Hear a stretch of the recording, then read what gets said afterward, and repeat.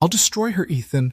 I'll make sure that pathetic little waitress loses everything. Her job, her father's treatment, her dignity. Unless you crawl back to me right now. Victoria's manicured nails dug into the mahogany table as rain hammered against the floor-to-ceiling windows of Manhattan's most exclusive restaurant. The billionaire across from her didn't flinch.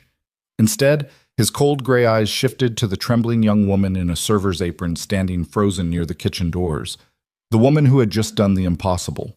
She'd spoken his mother's secret language. What happened next would shatter everything Victoria thought money could control.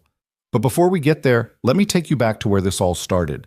To the moment an invisible waitress became the only woman a broken billionaire could see. Stay with me until the end, hit that like button, and drop a comment telling me what city you're watching from so I can see how far this story travels. The crystal chandeliers of Luminaire cast dancing shadows across white tablecloths as Claire Bennett balanced another tray of champagne flutes, her arms aching from the weight. Outside, rain slashed against the windows like accusations. Inside, the city's wealthiest pretended not to notice the storm. Or her. "Excuse me." She kept her voice soft, apologetic. Always apologetic. "Your Chateau Neuf du Pape, sir." The hedge fund manager didn't look up from his phone. His date, draped in diamonds that probably cost more than Claire's annual rent, wrinkled her nose as if the server had brought week-old fish instead of a $300 bottle of wine. Claire set down the bottle with practiced care and retreated. Invisible again. That was fine. Being invisible meant being safe. She'd been working at Luminaire for 8 months now, ever since the medical bills started piling up faster than she could count. Before that, she'd been someone different. Someone who studied Renaissance restoration techniques in Florence, who could identify a Caravaggio brushstroke from across a gallery, who had dreams bigger than surviving another shift. That version of Claire died the night her father collapsed. "Table 12 needs water," Marcus hissed as he rushed past, his own tray loaded with oysters on ice. "And for God's sake, smile more. Gregory's watching." Gregory Chen, Luminaire's owner, stood near the entrance in his impeccable suit, greeting guests with the kind of warmth only money could buy. He paid well. Well enough to keep Claire's father in the cardiac unit at Mount Sinai, instead of being transferred to whatever nightmare public facility his insurance would allow. Well enough that Claire swallowed her exhaustion, fixed her face into something pleasant, and kept moving. The restaurant hummed with the particular energy of extreme wealth. Conversations about summer homes in the Hamptons, about art acquisitions and yacht maintenance, about problems that weren't really problems at all. Claire had learned not to listen too carefully. It hurt less that way. She was refilling water glasses at table 7 when the temperature in the room seemed to drop. The entrance doors opened. Gregory's professional smile transformed into something genuine, almost reverent.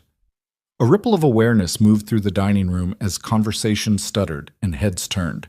Claire didn't need to look to know someone important had arrived.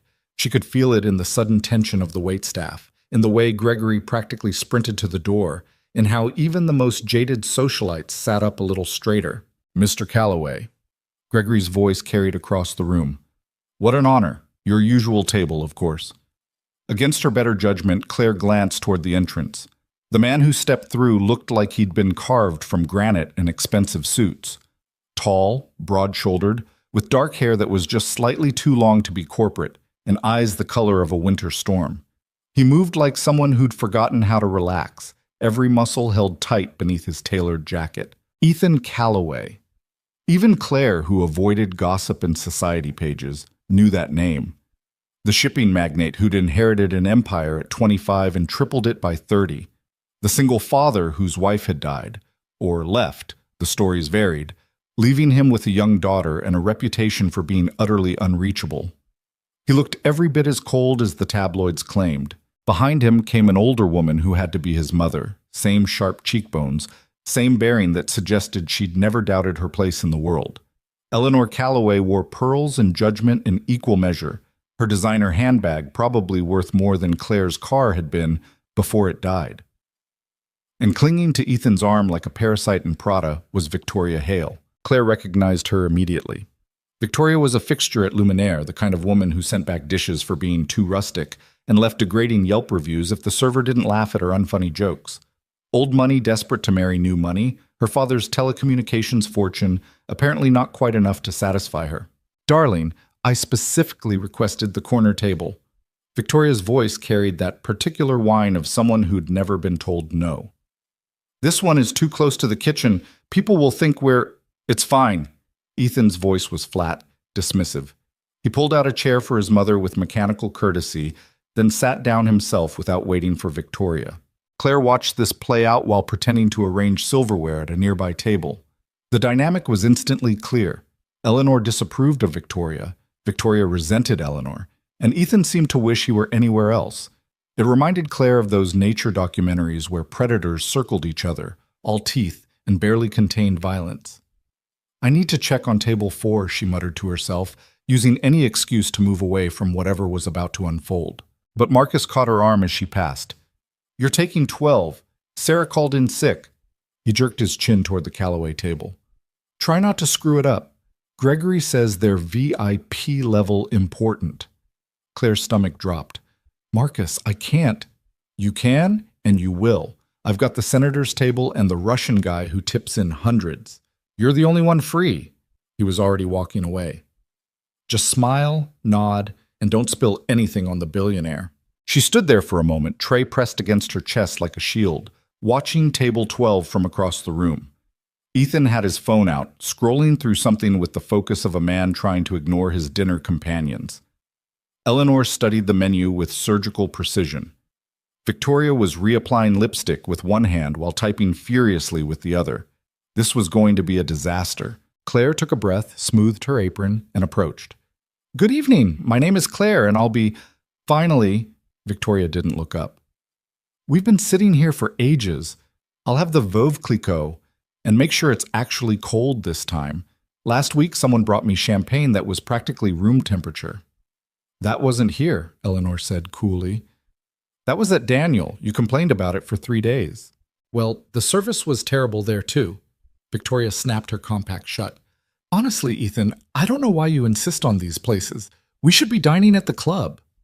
Ethan finally looked up from his phone, and for just a second, his eyes met Claire's. She expected the usual, that look of vague non-recognition, the way wealthy people often looked at servers, like furniture that occasionally brought food. But something flickered in his expression instead. Exhaustion, maybe. Or recognition of another tired person in a room full of people who'd never been tired a day in their lives. "What would you recommend?" His voice was quieter than she'd expected, with a slight rasp that suggested too many late nights and not enough sleep. Claire blinked. No one ever asked her opinion. "The halibut is excellent tonight. The chef does it with a brown butter sauce and capers. Or if you prefer red meat, the ribeye is—" "He'll have the steak, medium rare," Victoria interrupted. "And I'll do the salmon, but tell the kitchen no sauce. Actually no seasoning either, just plain fish. And vegetables steamed, not sautéed, and absolutely no butter." "So you want to eat cardboard," Eleanor murmured. "How revolutionary." Victoria's eyes flashed. "Some of us care about maintaining our figure, Eleanor. Not everyone can hide behind distinguished as an excuse for letting themselves go." The temperature dropped another few degrees. Claire stood very still, her pen hovering over her notepad. This was the part where she was supposed to remain neutral, professional, invisible, where she took orders and disappeared before the real knives came out. Eleanor set down her menu with the deliberate care of someone loading a weapon. When she spoke, it was in rapid, fluid Italian, not the tourist phrase book kind, but a specific Tuscan dialect that Claire had learned during her years in Florence. "This plastic little gold digger thinks I don't see exactly what she is.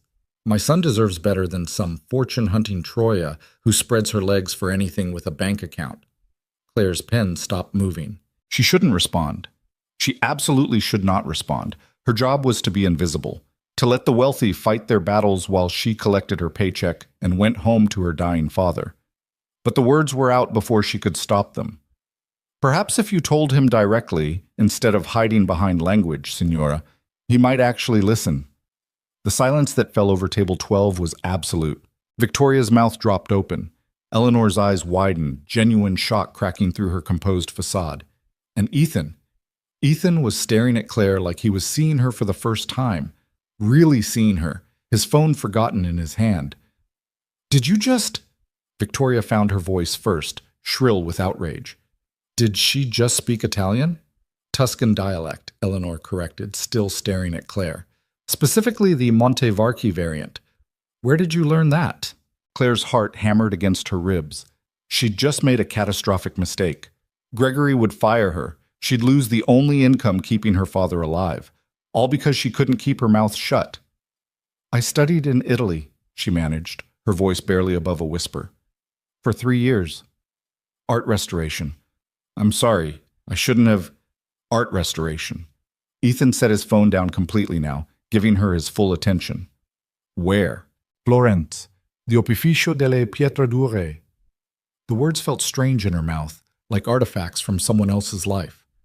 But that was before you became a waitress. There was no judgment in his voice, just curiosity. That's quite a change. Yes, well, life happens.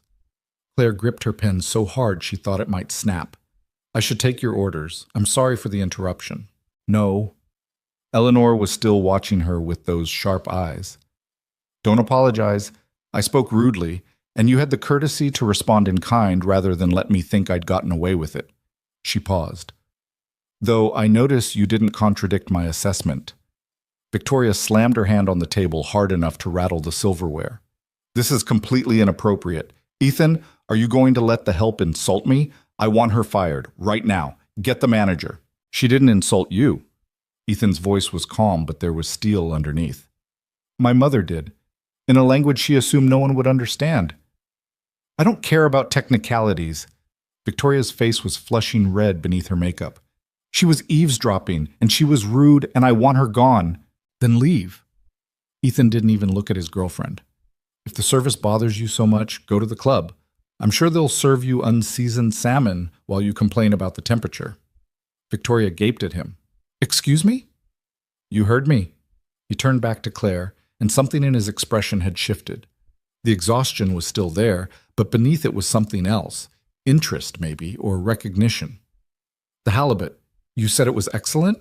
Claire nodded, not trusting her voice. Then I'll have that. He closed his menu. And whatever wine you think pairs best. Not what's most expensive, what's actually good. Ethan! Victoria was standing now, her voice climbing toward hysterical. I am not going to sit here and be humiliated by you and your mother and some nobody waitress who thinks speaking Italian makes her special. Then don't sit. Eleanor picked up her menu again. The view will improve considerably. That was apparently the final straw. Victoria grabbed her purse, some designer thing with more buckles than purpose, and turned to storm out, but not before leaning close to Claire, close enough that her perfume made Claire's eyes water. You just made a very big mistake, she hissed. I will destroy you for this. Then she was gone, heels clicking furiously against the marble floor, leaving a wake of turned heads and whispered speculation. Claire stood frozen, still clutching her notepad, very aware that half the restaurant was now watching their table. Gregory was moving toward them with his professional crisis smile firmly in place. Mr. Calloway, I am so sorry for any... How much? Ethan interrupted. Gregory blinked. I'm sorry. The restaurant. How much to buy it? The entire dining room seemed to hold its breath. That is, Mr. Calloway, Luminaire isn't for sale. This establishment has been... Everything's for sale. Ethan pulled out his phone, typed something quickly.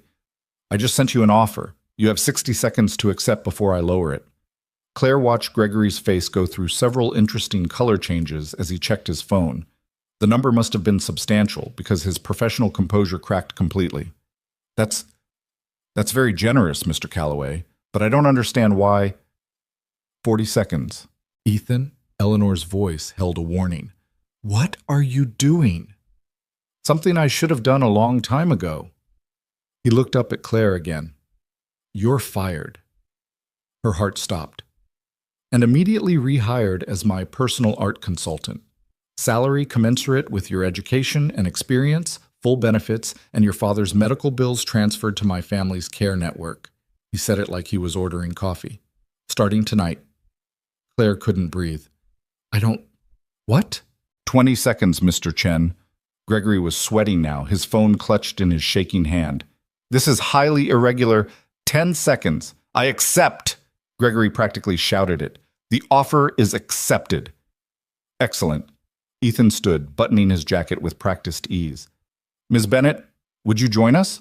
I find I'm suddenly very interested in discussing Renaissance restoration techniques over dinner. She's a waitress, Ethan. Eleanor sounded more amused than shocked now. You can't just... I can, and I did. He pulled out Victoria's abandoned chair, offering it to Claire with a slight gesture. Unless you'd prefer to keep serving halibut to people who don't appreciate it? Claire's mind was reeling. This couldn't be happening. Things like this didn't happen to people like her. Billionaires didn't buy restaurants on a whim. They didn't offer jobs to struggling waitresses who accidentally spoke Italian at the wrong moment. But Ethan Calloway was standing there, waiting, with something in his eyes that looked almost like hope. And Claire was so tired of being invisible. I need to call the hospital, she heard herself say. My father's nurse expects me to check in during my break. Use my phone. Ethan handed it to her without hesitation. This device that probably cost more than 3 months of her rent. Take your time. Her hands were shaking as she took it. Around them, the restaurant had erupted into barely concealed chaos. Waitstaff whispering frantically, Gregory looking like he might faint, other diners craning to see what had caused such a scene. Claire sat down in Victoria's chair, still wearing her apron, still smelling like the kitchen, and looked across the table at a billionaire who'd just turned her entire world upside down. I don't understand, she whispered. Neither do I. Ethan's smile was small, tired, but genuine. But I haven't been interested in anything in a very long time. So let's start with dinner and see where it goes. Eleanor was watching them both with an expression Claire couldn't quite read. You realize Victoria will make this her personal mission to destroy? The girl's vindictive, Ethan. This won't end well. Probably not. He didn't seem concerned. But I'm tired of well-behaved disasters. Let's try something different. The waiter who brought their food, Marcus, looking absolutely stunned, set down plates with trembling hands. The halibut did look excellent, perfectly golden, the brown butter sauce catching the light. Claire picked up her fork, still not quite believing this was real. In Florence, Ethan said, cutting into his fish, what was your focus? Which period? And just like that, they were talking. Not billionaire and waitress, not broken and desperate, just two people discussing something that mattered. Claire found herself describing the Medici chapels, the way light moved through San Lorenzo, the impossible challenge of preserving frescoes that were already dust held together by hope and chemistry. Ethan listened, actually listened, asked questions that showed he understood the difference between restoration and repair, between preserving history and erasing it. Most people want everything to look new, Claire said, surprising herself with how easily the words came. They don't understand that the cracks and fading are part of the story, that covering them up doesn't fix anything. It just makes it harder to see what's really there. Like people. Ethan's voice was quiet. Like people, Claire agreed. Eleanor had been silent through most of the meal, but now she set down her wineglass with a soft clink. You left Florence for your father? Claire nodded, the familiar weight settling over her chest. He had a heart attack. Massive damage. He needed surgery, then care, then more surgery. My mother died when I was 16. He's all I have. And you gave up everything to save him. Wouldn't you? Claire met Eleanor's eyes. If it was your child? Something shifted in the older woman's expression. Yes, she said simply. I would. They finished eating as the storm outside intensified, rain drumming against the windows like applause. Other diners had gone back to their meals, the initial scandal fading into gossip fodder. By tomorrow, the story would be everywhere. The billionaire who bought a restaurant to keep talking to a waitress. Claire should have been mortified. Instead, she felt oddly light, like she'd been holding her breath for 8 months, and only now remembered how to exhale. I should go, she said finally, reluctantly. The hospital? I'll drive you. Ethan was already signaling for his driver. It's late, and the storm. I can take the subway. I know you can, but you don't have to. He stood, offered his hand. Let me do this. Claire looked at that outstretched hand, well-manicured, free of calluses or scars, a hand that had never struggled for anything and almost said no. Pride was a hard thing to swallow, especially when you'd been choking on it for months. But the subway would take an hour in this weather, and her father's nurse got worried if Claire was late, and she was so tired of doing everything the hard way. She took his hand. The car was waiting outside, a sleek black Mercedes that probably cost more than Claire would earn in 5 years. The driver jumped out with an umbrella, but Ethan waved him off, taking it himself and holding it over Claire as they ran through the rain. Inside, the car smelled like leather and money. Eleanor had left separately, some charity event she couldn't miss, leaving Claire alone with Ethan in the back seat as they glided through Manhattan's rain-soaked streets. Mount Sinai, right? Ethan's driver already had the address. Claire nodded, too overwhelmed to ask how he knew. They drove in silence for a while, the city lights smearing past the tinted windows. Claire kept expecting to wake up, for this to be some elaborate stress dream brought on by too many double shifts and not enough sleep. "Why did you do that?" she finally asked. "Buy the restaurant. Offer me a job. You don't know me." Ethan was quiet for a moment, watching the rain. "My daughter," he said eventually. "Emma. She's 6. Every night I read to her, and every night she asks me questions I don't know how to answer. Why is the sky blue? Where do dreams come from? Why can't everyone be happy?" He smiled, but it was sad. "And I realize I've forgotten how to be curious about anything. I built an empire asking the right questions, and somewhere along the way, I stopped caring about the answers." He looked at her then, really looked at her. "But tonight, when you spoke that dialect, when you told my mother the truth she needed to hear, I was curious again. I wanted to know who you were, what you'd given up, why you were hiding behind an apron when you clearly belonged somewhere else." "Maybe I belong exactly where I was," Claire said softly. "Maybe Florence was the dream, and this is just reality. Or maybe they're both real, and you haven't figured out how to hold them both yet." The car pulled up to the hospital entrance. Through the glass doors, Claire could see the familiar lobby, the tired security guard, the fluorescent lights that made everyone look slightly dead. "Thank you," she said. "For the ride, for dinner, for whatever tonight was." "Claire." Ethan's hand caught hers as she reached for the door. "The job offer was real. I have a painting that needs restoration. A family piece. Very old, very damaged. I've had 3 experts tell me it's beyond saving. I'd like a 4th opinion. I haven't worked in restoration in almost a year, so you'll be rusty. Come anyway." He pulled out a card, pressed it into her palm. "Tomorrow, 2 p.m. My office. Just look at it. If you think it's hopeless, you can walk away, and I'll make sure your father's care is covered regardless." Claire stared at the card. Heavy stock, embossed lettering, an address in Midtown that probably occupied an entire floor. "Why would you do that? Cover his care even if I can't help you?" "Because I can," Ethan said simply. "And because you would do the same if you could. I saw it in how you talked about him." He was right, and they both knew it. Claire got out of the car, the rain immediately soaking through her thin jacket. But she held onto the card, protecting it with her body as she ran toward the entrance. Inside, she took the elevator to the 4th floor, walked the familiar path to room 427, and found her father sleeping peacefully for the first time in weeks. The machines beeped their steady rhythm, measuring the heart that had given out trying to give her a better life. "Hey, Dad," she whispered, settling into the bedside chair. "You're not going to believe the night I had." She told him everything, the Italian, the confrontation, the impossible offer. Her father didn't wake, but she liked to think he could hear her anyway, that somewhere in his medicated sleep he was proud of her for finally speaking up.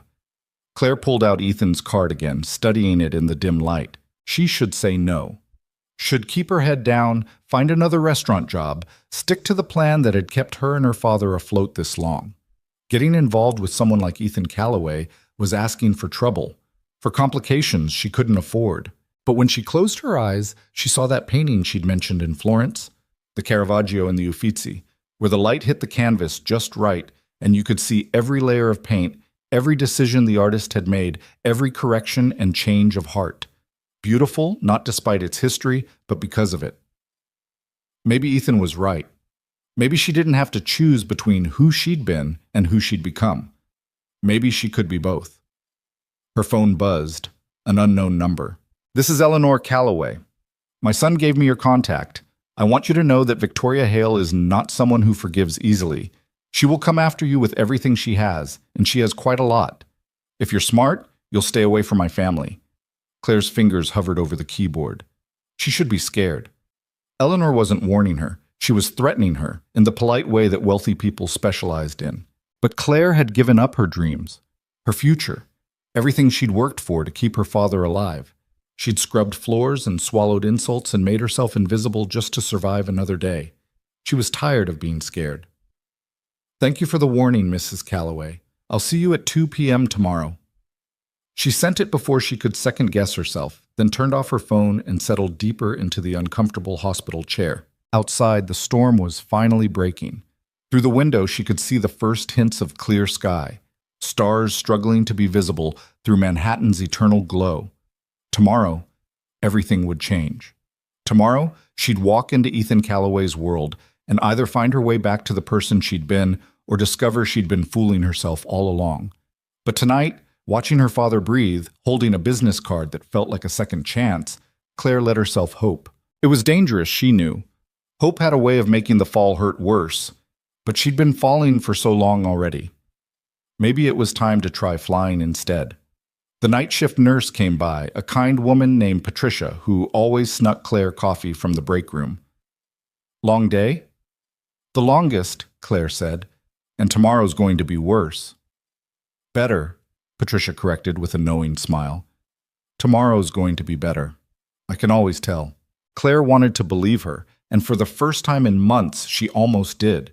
She stayed until visiting hours ended, then took the subway home to her studio apartment in Queens, still wearing her work clothes, still carrying Ethan's card like a talisman. The apartment was exactly as she'd left it, cramped, cold, filled with textbooks she couldn't bear to sell and sketches she couldn't bear to finish. But tomorrow, she thought as she fell into bed without even changing. Tomorrow she'd find out what happened when the invisible girl finally let herself be seen. Claire woke up to 17 missed calls. She'd overslept, something she never did, and her phone was vibrating itself off the nightstand in a desperate attempt to get her attention. The first 3 calls were from numbers she didn't recognize. The next 5 were from the hospital. The rest were from a contact that simply read E. Calloway. Her stomach dropped. She grabbed the phone, hands shaking as she dialed the hospital back. It rang twice before Patricia answered, her usual calm replaced by something urgent. "Claire, thank God. Your father's fine. He's fine. But there's been a situation with his account." "What kind of situation?" "The payment system flagged his file this morning. Something about insurance verification. They're saying his coverage was suspended pending review, and if it's not resolved by end of business today, they'll have to transfer him to—" "No." Claire was already pulling on yesterday's clothes, her heart hammering. "No, that's not possible. I paid everything. I'm current on all the bills." "I know, honey. But the system shows a hold placed at 6 a.m. this morning. I've never seen anything like it. It's like someone went in and just froze everything." Claire's blood went cold. She remembered Victoria's parting words, the venom in her eyes. "You just made a very big mistake." "I'll be there in 30 minutes, she said, already out the door. The subway took 45 minutes because of course it did. Because the universe had decided that last night's miracle needed to be balanced with this morning's nightmare. Claire spent the entire ride trying to reach the billing department, getting transferred between automated systems that seemed designed specifically to make people give up.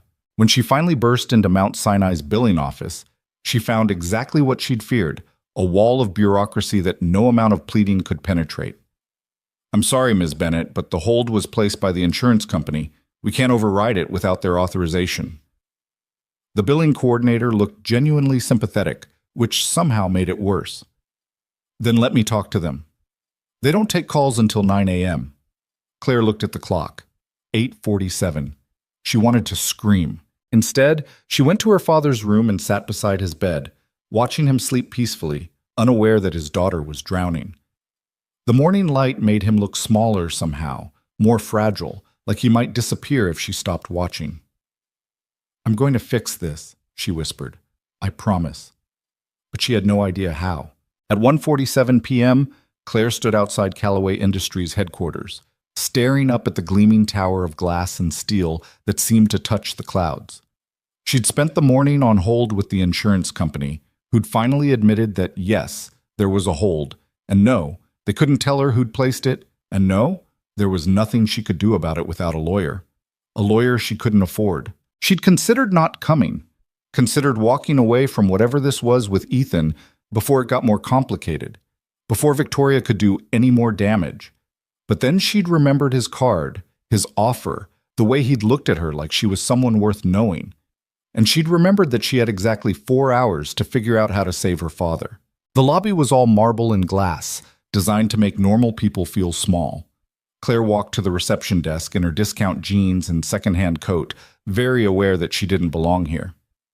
"I have an appointment with Ethan Calloway," she said, trying to sound more confident than she felt.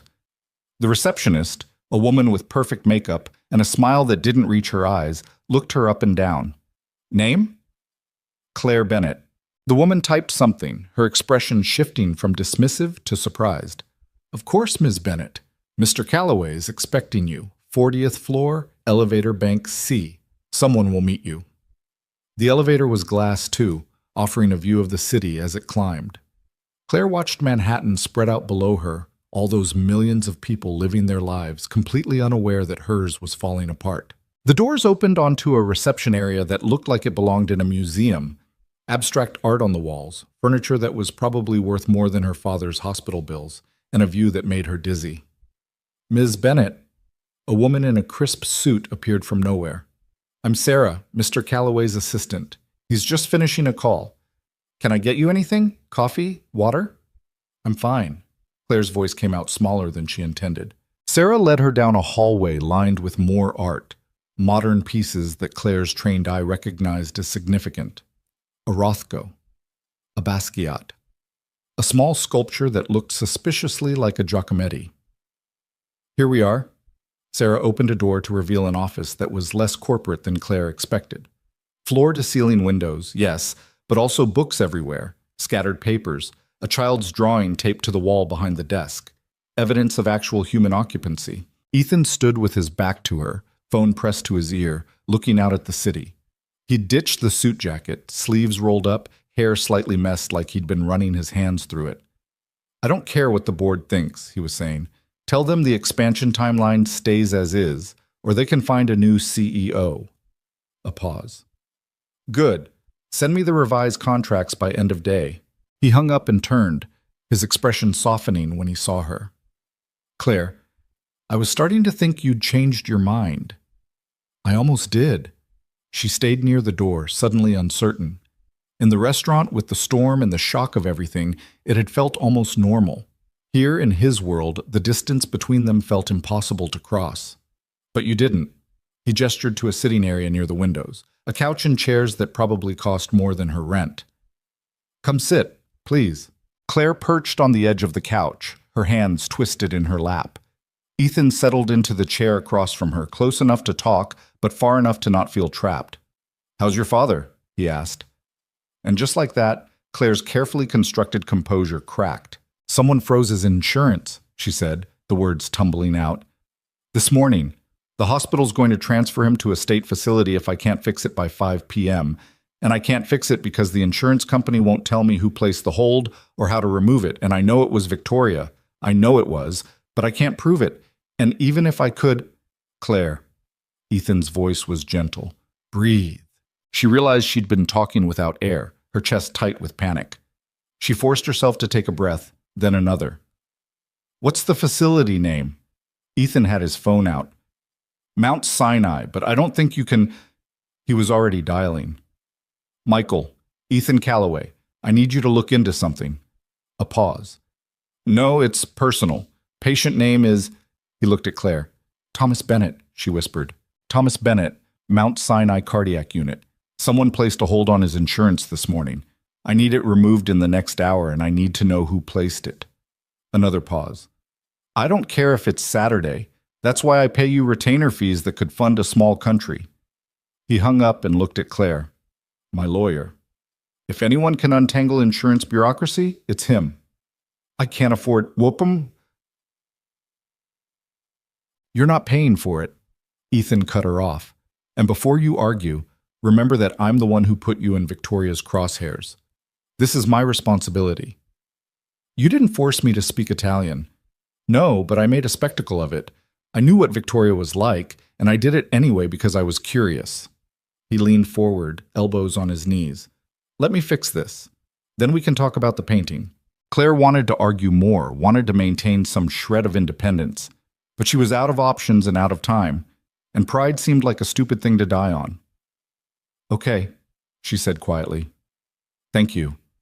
Ethan's phone buzzed. He read something, typed back. Michael says he'll have an answer within the hour. In the meantime, he stood, walked to the wall behind his desk, and pressed something that made a panel slide open. Behind it was a painting. Claire forgot about the insurance, about Victoria, about everything except the canvas in front of her. It was a portrait, 17th century, Italian school, probably Venetian based on the color palette. A woman in dark clothing, her face turned slightly away, illuminated by candlelight that the artist had captured with impossible skill. But the painting was in terrible condition. The varnish had yellowed and cracked, there was water damage along the bottom edge, and someone had tried to repair a tear down the center with what looked like household glue.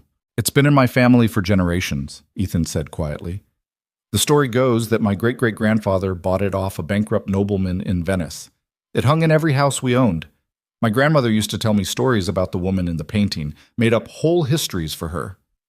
Claire moved closer, her trained eye cataloging the damage. Someone tried to restore it. 3 times. The last one was 20 years ago. They wanted to repaint the damaged sections, make it look new. My mother refused. She was right to. Claire's fingers hovered over the canvas, not quite touching. It's extraordinary. Even damaged, you can see the skill. The way he captured the light, the layers of glaze. This isn't just any Italian portrait. This is someone significant. Can you save it? Claire turned to look at him. In the diffused light from the windows, Ethan looked younger, more vulnerable. This wasn't about money or status. This was about family, about history, about preserving something that mattered. I can try, she said, but it'll take time, months probably, and I'll need a proper studio, materials, time to research the best approach. Done. Ethan was already moving to his desk, pulling out files. There's a studio on the 3rd floor that we use for client presentations. It's yours. I'll have my assistant set up an account for materials. As for time, he looked up. The job offer was real, Claire. Salary, benefits, whatever you need. I don't understand why you're doing this. Because I want to. He said it simply, like it was the most obvious thing in the world. Because my daughter needs to see that the painting her great-grandmother loved can be saved. Because you clearly love this work, and I have the resources to let you do it. Because... His phone rang. He answered immediately. Michael, what did you find? Claire watched his expression change as he listened, watched the warmth drain away and get replaced by something cold and hard. Are you certain? A pause. Send me everything, every detail. Another pause. No, don't contact her yet. I'll handle it personally. He hung up and looked at Claire. Victoria Hale made a call to her father's company this morning. They own the 3rd largest health insurance provider in the state. She had them place the hold. Claire had known, but hearing it confirmed still felt like a punch to the gut. So she really did. She tried to kill your father to get back at me. Ethan's voice was flat, emotionless in the way that meant he was furious. She used her family's money and influence to target a dying man because I embarrassed her in a restaurant. Can your lawyer fix it? Already done. The hold's been removed and Michael's having some very pointed conversations with their legal department about abuse of authority. He looked at her. Your father's safe. They won't try this again. The relief was so intense Claire had to sit down. Thank you. I don't know how to... Don't thank me yet. Ethan was pacing now, that same controlled energy she'd seen at the restaurant. Victoria won't stop here. She'll come at you differently. Harder. She has resources and connections, and she knows how to use them. So what do I do? You let me handle it. He stopped pacing, looked at her directly. And you decide if this job offer is still something you want. Because taking it means stepping into my world, and my world is full of people like Victoria who don't forgive and don't forget. Claire thought about her father, stable and safe, because a billionaire had made a phone call. She thought about the painting behind Ethan, waiting for someone to care enough to save it. She thought about Florence, about the life she'd left behind, about the person she'd been before grief and exhaustion had worn her down to nothing. Show me the studio, she said. Ethan's smile was small but genuine. Follow me. The 3rd floor was quieter, more industrial. Ethan led her through a maze of hallways until they reached a large room with northern exposure and enough space to work. It was currently full of presentation boards and marketing materials, but Claire could see the potential, the light, the ventilation, the blank walls waiting for her to make them useful. "We can clear this out by Monday," Ethan said. "Set it up however you need. It's perfect." Claire walked to the windows, looked out at the city. From here she could see the edges of Queens, the neighborhood where her father's apartment sat empty, where her own studio held all the remnants of her old dreams. "I'll need to see him," she said suddenly. "Your lawyer said my father's safe, but I need to see him." "Of course." Ethan checked his watch. "I'll have my driver take you, but first—" He pulled out a contract from his jacket pocket. "This is the employment agreement. Same terms I mentioned last night. Take it home, read it, have a lawyer look at it if you want. No pressure." Claire took the contract, its weight substantial in her hands. "You just happened to have this ready?" "I had Sarah draft it this morning." He had the grace to look slightly embarrassed. "I was optimistic, or presumptuous. That too." He walked her back to the elevator, pressed the button for the lobby. "Claire, I meant what I said. This is a real job offer, not charity. I need that painting restored, and you're the first person who's looked at it and seen possibility instead of damage." The elevator arrived. Claire stepped in, turned to face him. "I'll read the contract, and I'll give you an answer Monday. That's all I can ask." Ethan held the door. "And Claire? Your father. I meant that too. Whatever he needs, whatever the insurance won't cover, it's handled." "Why?" The question burst out before she could stop it. "Why are you doing all this for someone you met yesterday?" Ethan was quiet for a moment, his hand still holding the elevator door. "My daughter asked me last week if I liked my life.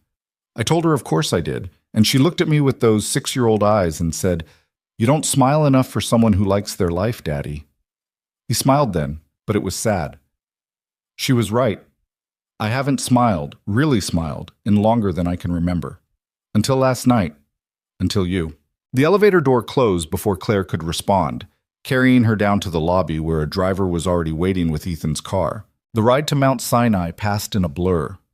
Claire sat in the back seat, the contract unread on her lap, trying to process everything that had happened in the last 24 hours. Yesterday morning, she'd been a waitress with no prospects and a dying father. Now she had a job offer that could change everything, an enemy who wanted to destroy her, and a billionaire who seemed genuinely interested in her as a person. It was terrifying. Her father was awake when she arrived, looking more alert than he had in weeks. Patricia was checking his vitals, her face breaking into a smile when she saw Claire. "There she is. I told him you'd be by." Patricia finished with the monitors. "Everything's cleared up with the insurance? I don't know what you did, but it worked." "I made friends with the right people," Claire said, sinking into the bedside chair. Her father's hand found hers, his grip still weak but present. "Trouble?" His voice was raspy from the breathing tube they'd removed last week. "Nothing I can't handle." Claire squeezed back gently. "How are you feeling?" "Like I got hit by a truck." He managed a small smile. "But better. The doctor said my numbers are improving. Might even get to go home in a few weeks if this keeps up." Home. Claire tried to imagine it, her father back in his apartment, needing care she couldn't afford on a waitress's salary, but maybe now, with Ethan's offer, with the salary and benefits in the contract sitting heavy in her purse. "Dad, something happened last night." She told him everything, watching his expression shift from confusion to concern to something that looked almost like pride. When she finished, he was quiet for a long time. "You spoke Italian to a billionaire's mother," he finally said. "I did. At the fanciest restaurant in Manhattan." "Yes."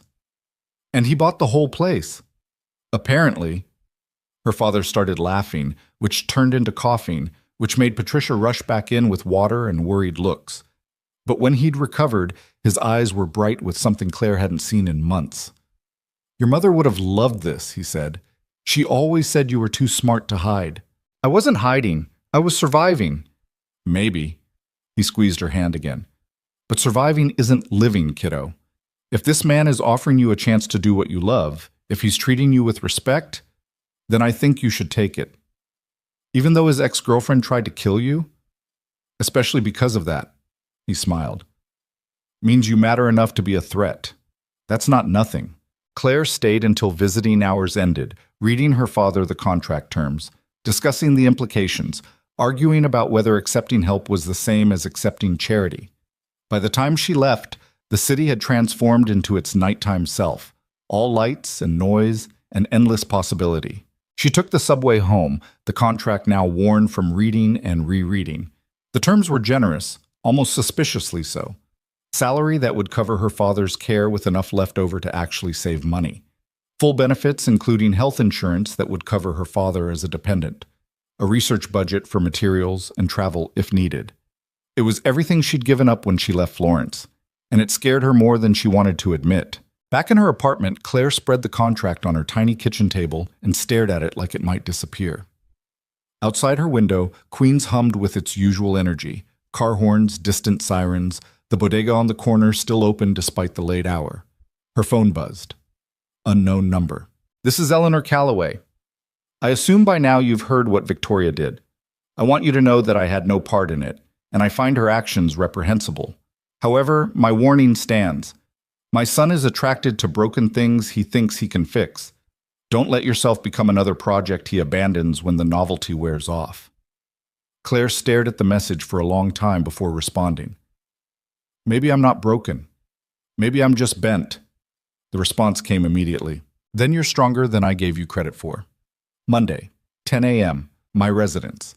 We need to talk before you make any decisions about my son's offer. Claire wanted to refuse, wanted to tell Eleanor where she could shove her intimidation tactics, but something in the message felt less like a threat and more like a warning from someone who actually cared. I'll be there. She spent the weekend researching Ethan Calloway. Not the business profile stuff. She didn't care about his net worth or his shipping routes or his latest acquisition. She wanted to know about the man who defended a waitress in front of Manhattan's elite. What she found was surprisingly sparse. A dead wife. No, not dead. Divorced. Messy split when their daughter was 2. The ex-wife had given up custody completely, moved to California, remarried within a year. There were photos of Ethan with Emma at various charity events, the little girl's face blurred for privacy, but her small hand always clutched in his. A single father who'd raised his daughter alone while building an empire. No wonder he looked so tired. There were also photos of Victoria, dozens of them, spanning the last 6 months. Victoria at galas, at restaurant openings, at charity auctions, always perfectly dressed and photographed, always with Ethan looking vaguely uncomfortable in the background. And then Claire found the gossip blogs from yesterday. They'd already spun the restaurant incident into a scandal. Some claimed Claire was a gold digger. Others suggested she was Ethan's secret mistress. A few particularly creative ones implied she was a long-lost relative come to claim inheritance. None of them came close to the truth, that she was just a tired woman who'd spoken the wrong language at the wrong time and accidentally caught the attention of someone who still knew how to be curious.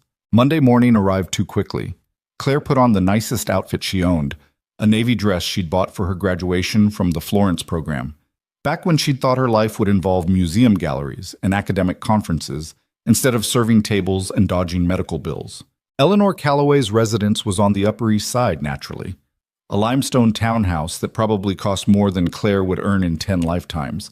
The door was answered by a housekeeper who looked like she'd been born judging people. "Ms. Bennett, Mrs. Calloway is expecting you in the conservatory." The conservatory turned out to be a glass-roofed room filled with plants that probably required a full-time botanist. Eleanor sat at a wrought iron table, tea service laid out with the kind of precision that suggested this was a performance as much as a conversation. Sit. It wasn't a request. Claire sat. Eleanor poured tea without asking if Claire wanted any, added sugar and cream in proportions that suggested she'd already decided how Claire took her tea, and pushed the cup across the table. "You read the contract?" "I did." "And?" "It's generous. It's a trap." Eleanor's eyes were sharp. "My son is brilliant in business. In relationships, he's a disaster. He sees someone struggling, someone with potential, and he convinces himself he can save them. His ex-wife was the same, an aspiring actress who needed a break. He married her, funded her career, gave her everything she wanted. The moment she didn't need him anymore, she left." Claire sipped the tea. It was perfect, which was annoying. "I'm not his ex-wife." "No, you're smarter, which makes you more dangerous." Eleanor leaned forward. "My son hasn't shown genuine interest in anyone since Emma was born. Now suddenly he's buying restaurants and offering jobs to waitresses? He's not thinking clearly. Maybe he's just being kind. Ethan doesn't do kind. He does strategic. Eleanor's voice softened slightly. I'm not trying to be cruel, Claire. I'm trying to protect my son from making another mistake. And I'm trying to protect you from being collateral damage when this inevitably ends badly. Claire set down her teacup carefully.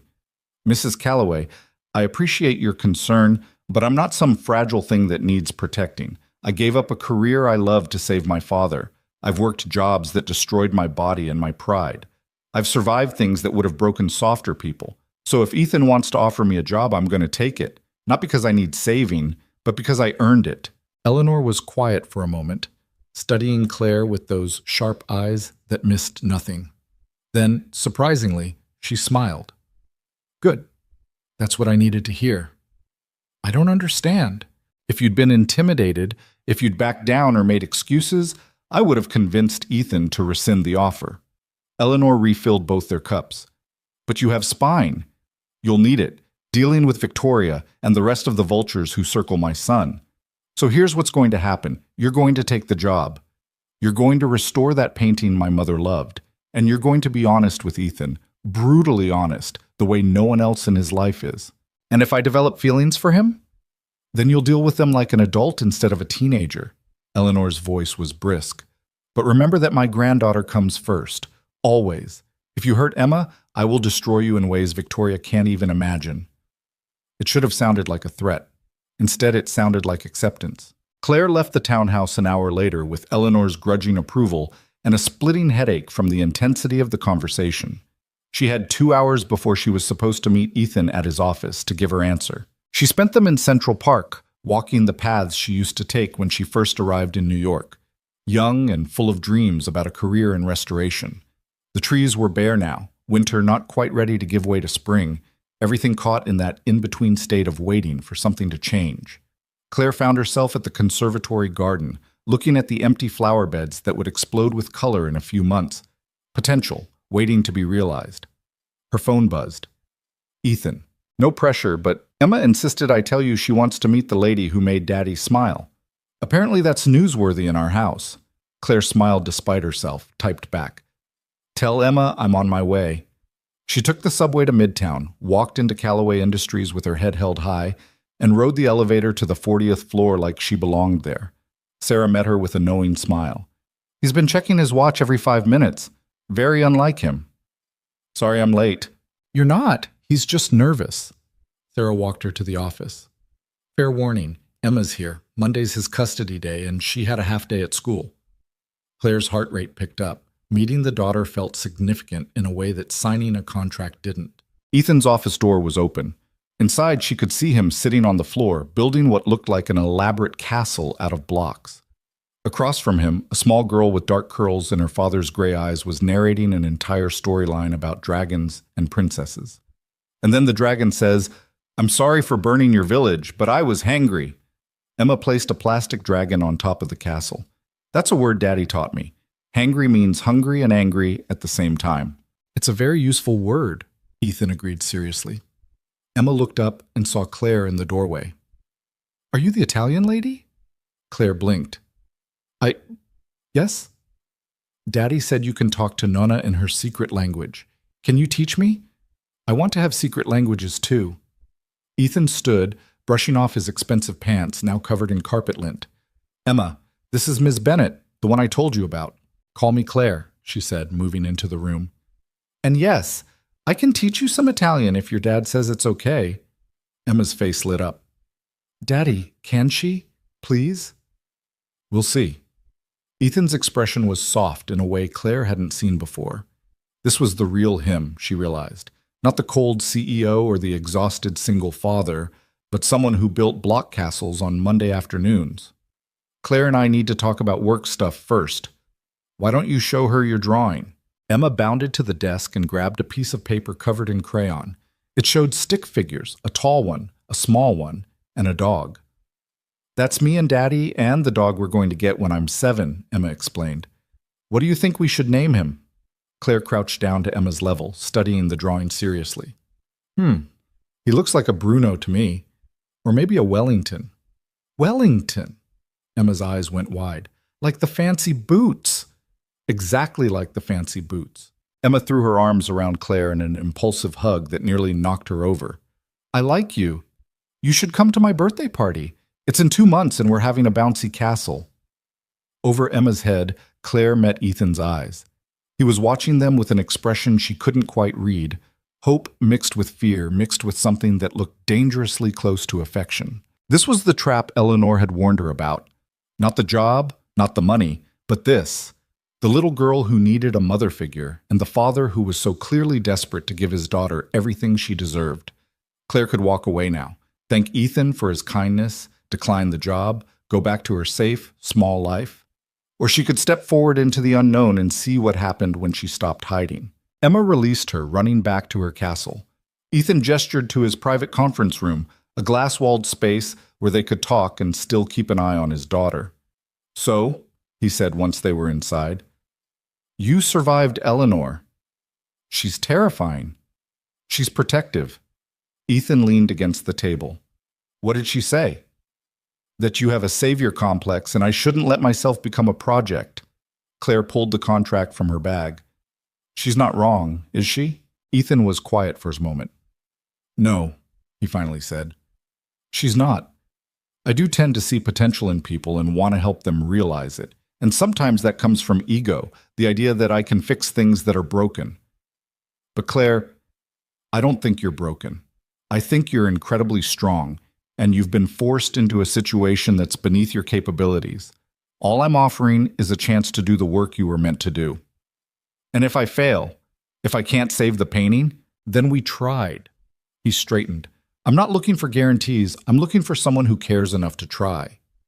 Claire looked at the contract in her hands, all those pages of legal language that boiled down to a simple choice. Stay safe or risk everything. She thought about her father, about Florence, about the woman she'd been before fear turned her invisible. She thought about Emma, drawing pictures of dogs she didn't have yet, and Ethan, building castles on his office floor. She signed the contract. Okay, she said, sliding it across the table. Let's save your painting. Ethan's smile was genuine this time, reaching his eyes in a way that made him look years younger. Thank you. Don't thank me yet. You haven't seen me work. I'm very particular about my studio setup. I'm counting on it. He picked up the contract, signed his own name beneath hers. When can you start? How about now? They spent the rest of the afternoon planning the restoration. What materials she'd need, what research had to be done, how to document every step of the process. Emma eventually got bored and fell asleep on the office couch, her castle abandoned but still standing. By the time Claire left that evening, the sun was setting over Manhattan, painting the sky in shades of orange and gold that reminded her of Italian frescoes. She had a job she loved, a chance to use her skills, and a billionaire who looked at her like she mattered. She also had an enemy who wouldn't stop until Claire was destroyed. But as she rode the subway home to Queens, Claire found she didn't care. She'd been invisible for so long. It was time to be seen. The studio took 3 days to set up properly. Claire spent those days covered in dust and purpose, transforming the sterile corporate space into something that felt like hers.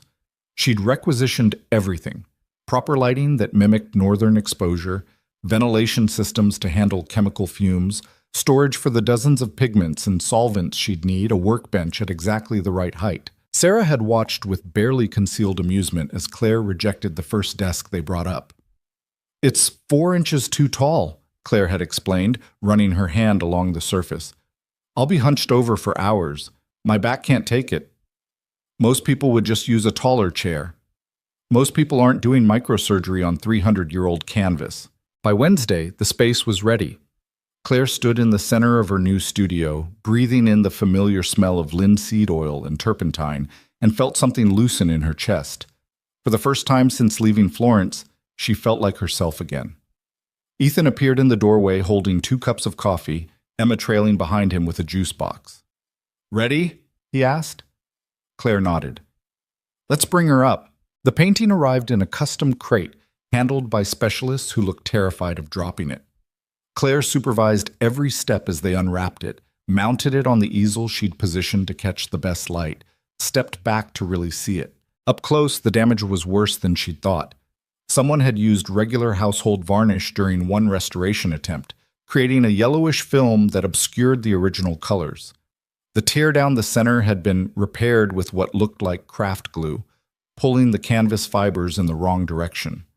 Water stains bloomed across the bottom third like bruises, but underneath all that, she could see the bones of something extraordinary. "It's worse than I thought," she said quietly. Ethan's face fell. "So you can't—" "I didn't say that." Claire pulled out her magnifying glass, leaned in close. "I said it's worse than I thought, which means it'll be harder, take longer. But see this?" She pointed to a section where the original paint showed through. "That's genuine ultramarine. The expensive kind made from lapis lazuli. Nobody uses that on a throwaway portrait. Whoever painted this wasn't just good, they were important." Emma had climbed onto a stool to see better. "She looks sad." "She does, doesn't she?" Claire studied the woman's face, what little of it she could make out through the damage. "I wonder what her story was." "Nonna said she was brave," Emma offered. "She said the lady in the painting did something scary, but it was the right thing to do." Claire glanced at Ethan, who shrugged. "My mother has always been dramatic about this painting. Family legend mixed with wishful thinking. Maybe," Claire turned back to the canvas, "or maybe your mother sees something we don't yet." She spent the next week just documenting. Every crack, every stain, every misguided attempt at repair had to be photographed, measured, cataloged. It was tedious work, but necessary. You couldn't fix something unless you understood exactly how it was broken. Ethan started coming by every afternoon, usually around 3 when Emma got out of school. At first, Claire thought he was checking up on her, making sure his investment was worthwhile. But she quickly realized he just wanted to watch her work. "Doesn't this bore you?" she asked one day, carefully testing a section of varnish with solvent. "No?" He was sitting in the chair she'd brought up for visitors, Emma curled in his lap with a picture book. "It's the opposite of boring. You know exactly what you're doing. There's no hesitation, no second guessing." "There's plenty of second guessing. I just do it internally." Claire sat back, stretching her cramped shoulders. "Every time I apply solvent, I'm terrified I'll dissolve paint along with the varnish. Every time I touch the canvas, I worry I'll cause more damage. This isn't confidence, it's controlled panic." "You hide it well." "Years of practice." She set down her tools, turned to face him. "Can I ask you something? Why did you really hire me? And don't say it's just about the painting." Ethan was quiet for a moment, his hand absently stroking Emma's hair as she read. "Do you know what my father told me when he handed over the company? He said, 'The shipping business isn't about moving cargo. It's about understanding what people value enough to send across an ocean.' I thought I understood what he meant. But lately I've realized I stopped understanding what I value, what matters. And I matter. You care about things." He said it simply. "You gave up everything for your father. You see beauty in damaged paintings. You speak honestly when everyone else tells me what they think I want to hear. Yes, you matter." Before Claire could respond, her phone rang. The hospital.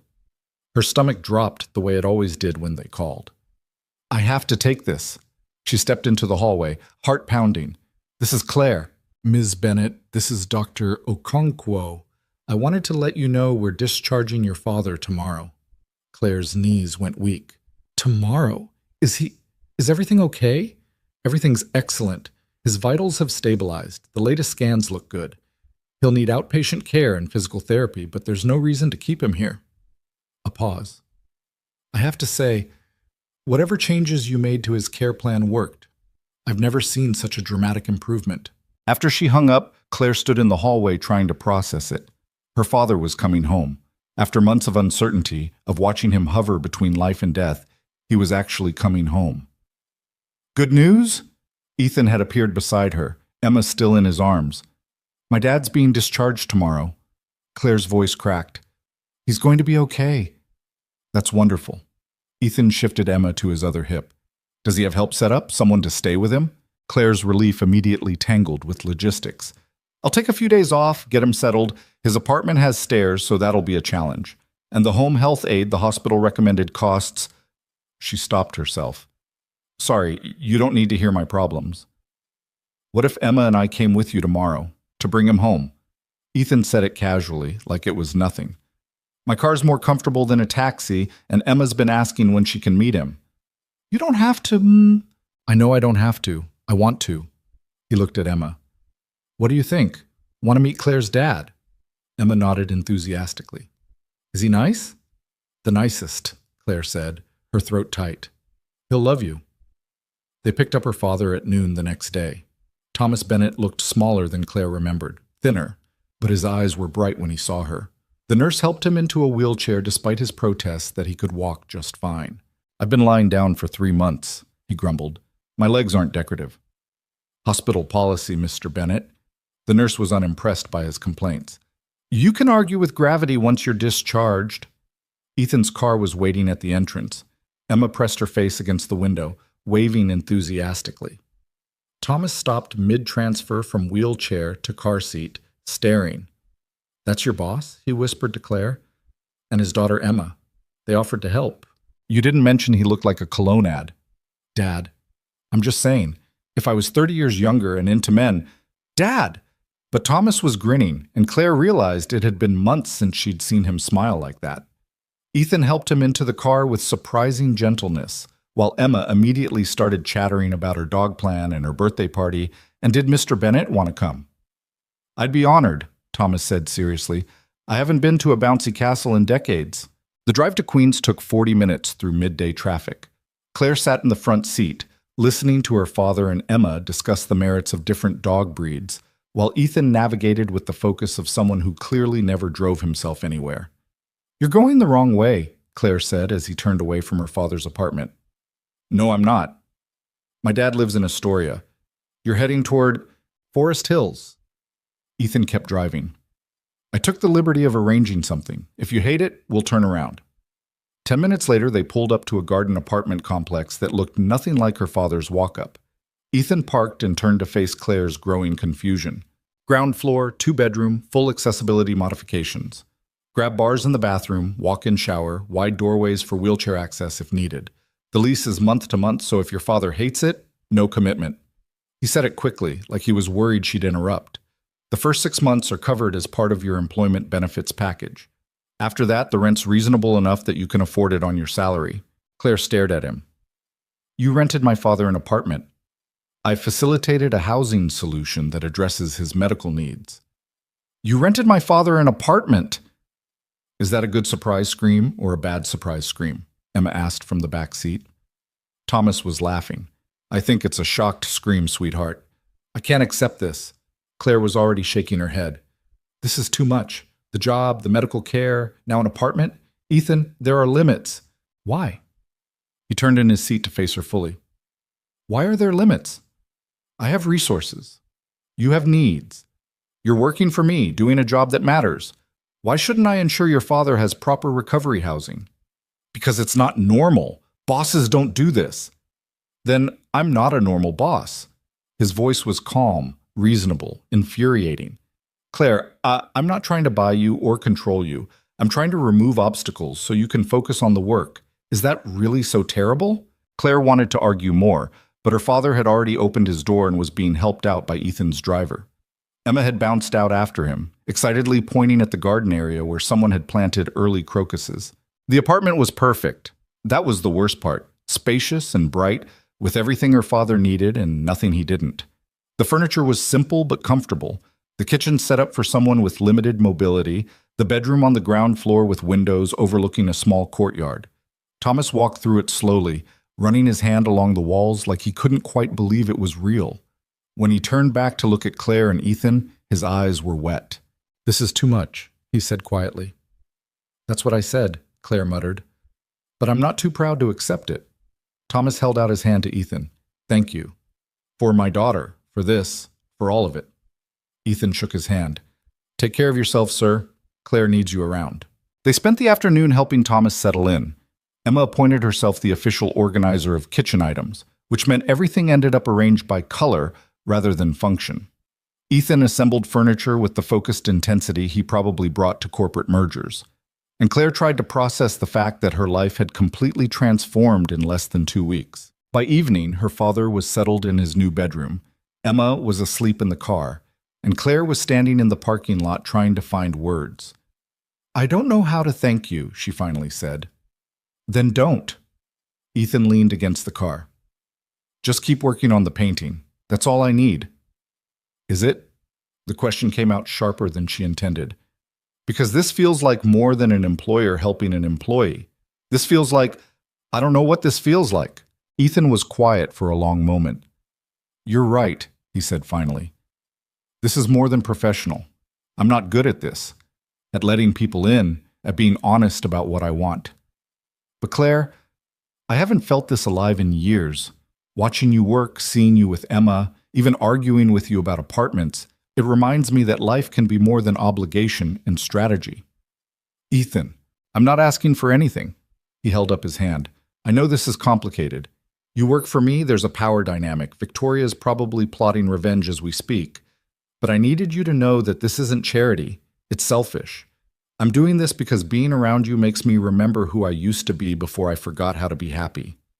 Claire's heart was doing complicated things in her chest. That's a lot of pressure to put on a person. I know. I'm sorry. Don't be. She took a breath. Just give me time to figure out what this is. Because you're right. It's complicated. And I've spent the last year in survival mode. I don't trust easy things anymore. Good. Ethan smiled. Because nothing about this is easy.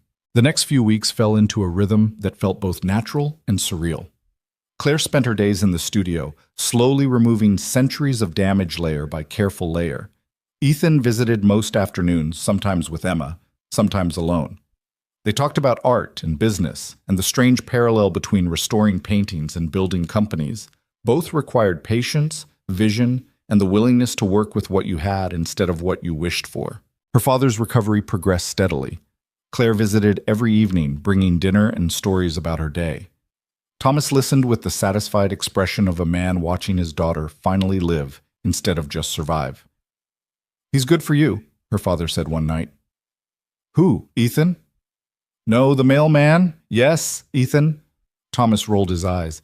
You smile more, you stand straighter, you're remembering who you are.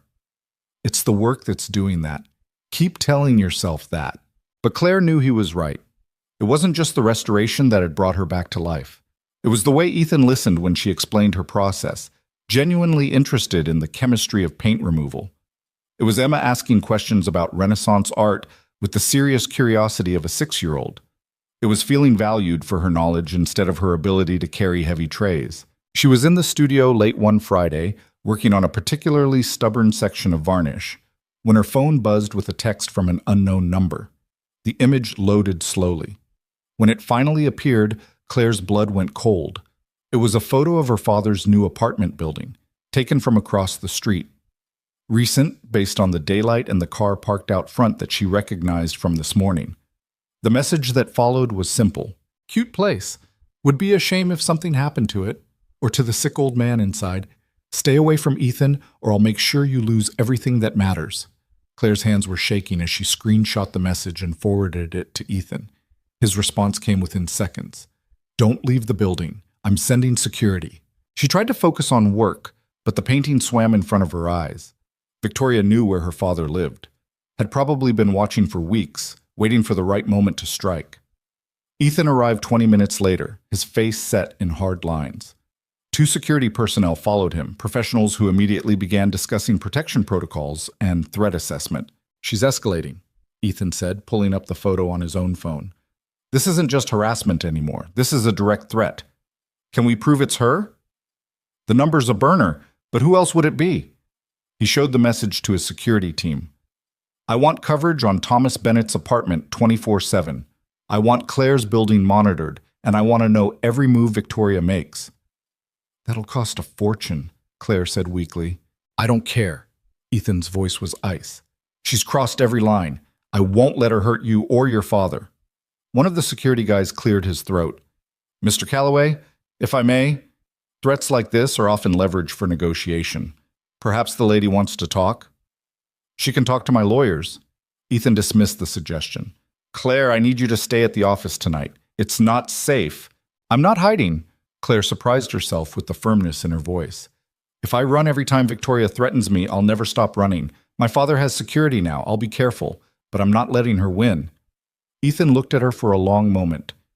You're sure? No, but I'm doing it anyway. He almost smiled. You're either very brave or very stupid. Can it be both? The security detail insisted on sweeping her apartment before she went home that night. They found nothing suspicious, but installed additional locks and a panic button that connected directly to their monitoring center.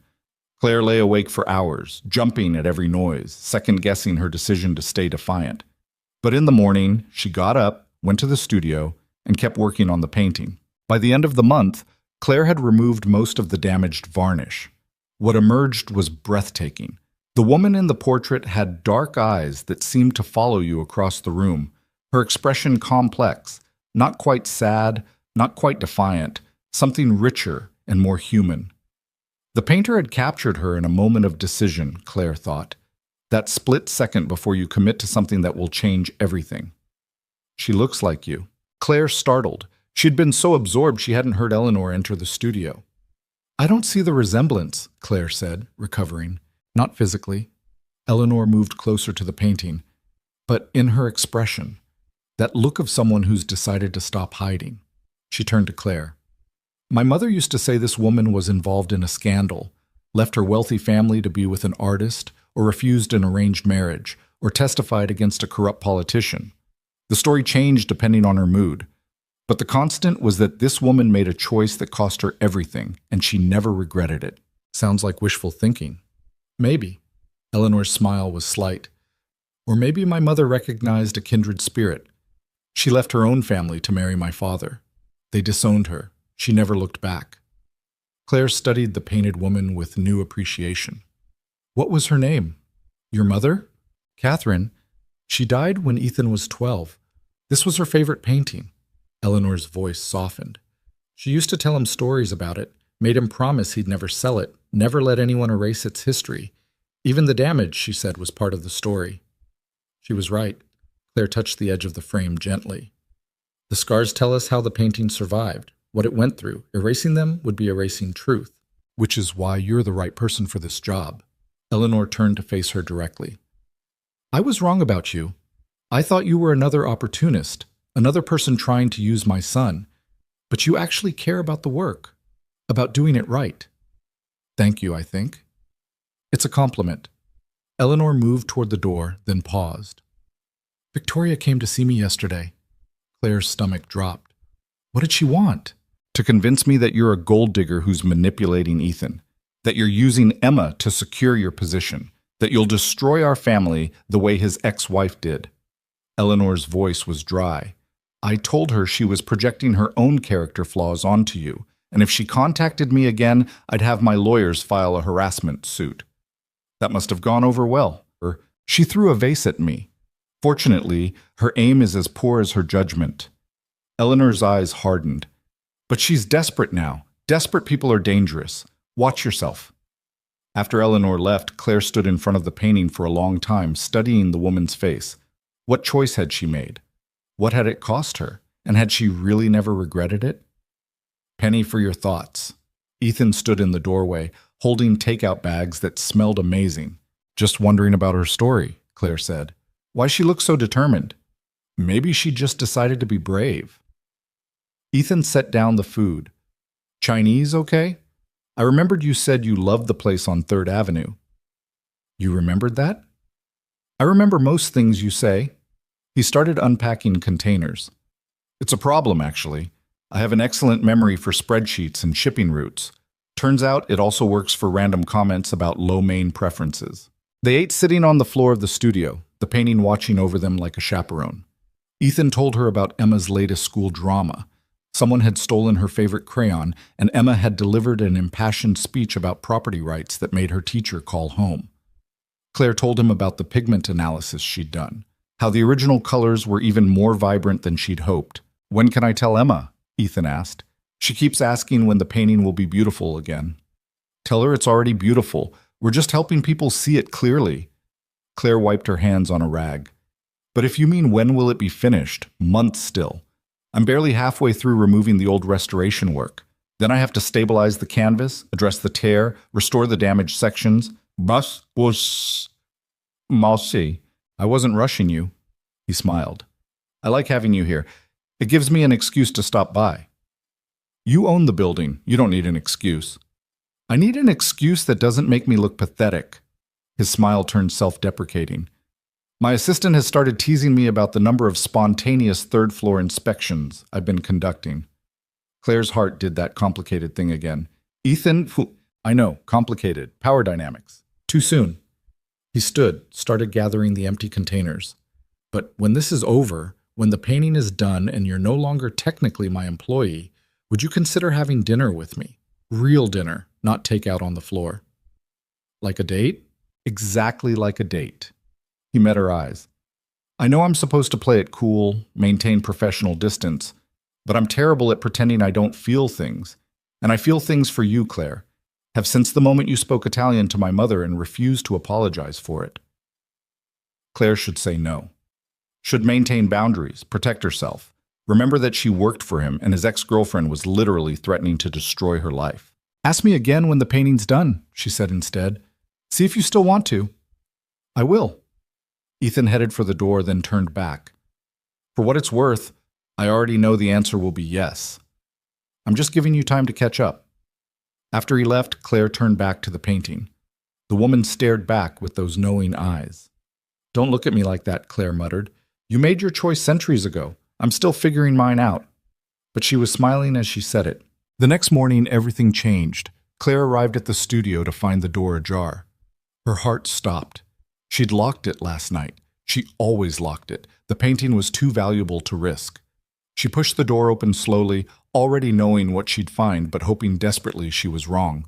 The painting was still on the easel, but someone had taken a knife to it, carving a deep slash right through the woman's face, obliterating her expression, her eyes, everything that made the portrait breathe.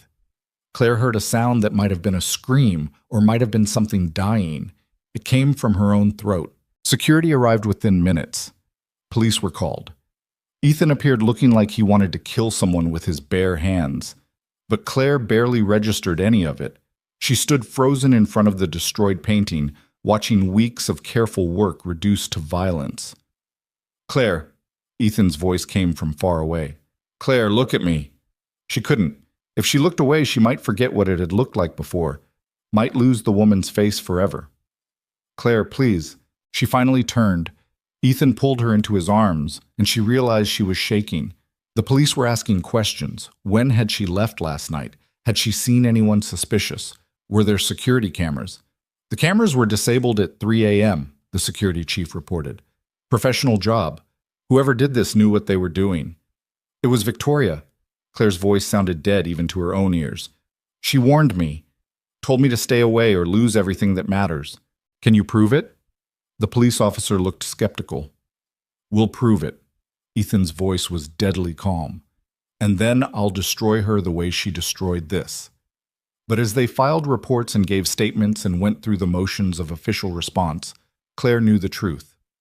Victoria had already won. The painting, 300 years of history, Eleanor's mother's favorite, Ethan's last connection to his grandmother, was ruined beyond saving. And it was Claire's fault for not protecting it better. This isn't on you, Ethan said, reading her expression.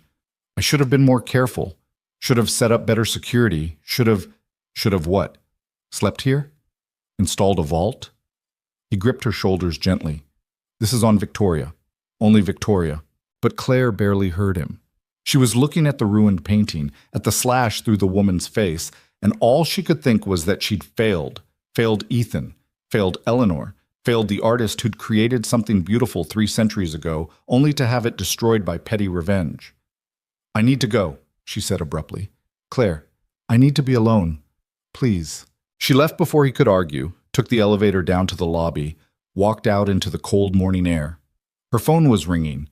Ethan, probably, or the police with more questions, but she ignored it.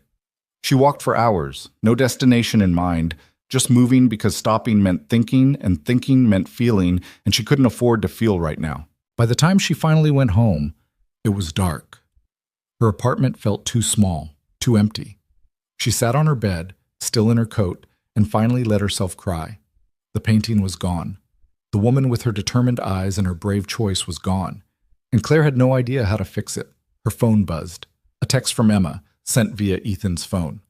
Daddy says you're sad about the painting. I think you can fix it. You fix everything. Claire stared at the message through blurry eyes. The faith of a 6-year-old who didn't understand that some things couldn't be fixed. Except. Claire sat up slowly, her mind starting to work again. Emma was right. Not that Claire could fix everything, but that she could fix this. She grabbed her laptop, started pulling up files. The documentation she'd done. The photographs of every stage of the restoration. The analysis of original pigments, the measurements, the detailed notes on brushwork and technique. She had everything she needed to reconstruct the damaged section. Not perfectly.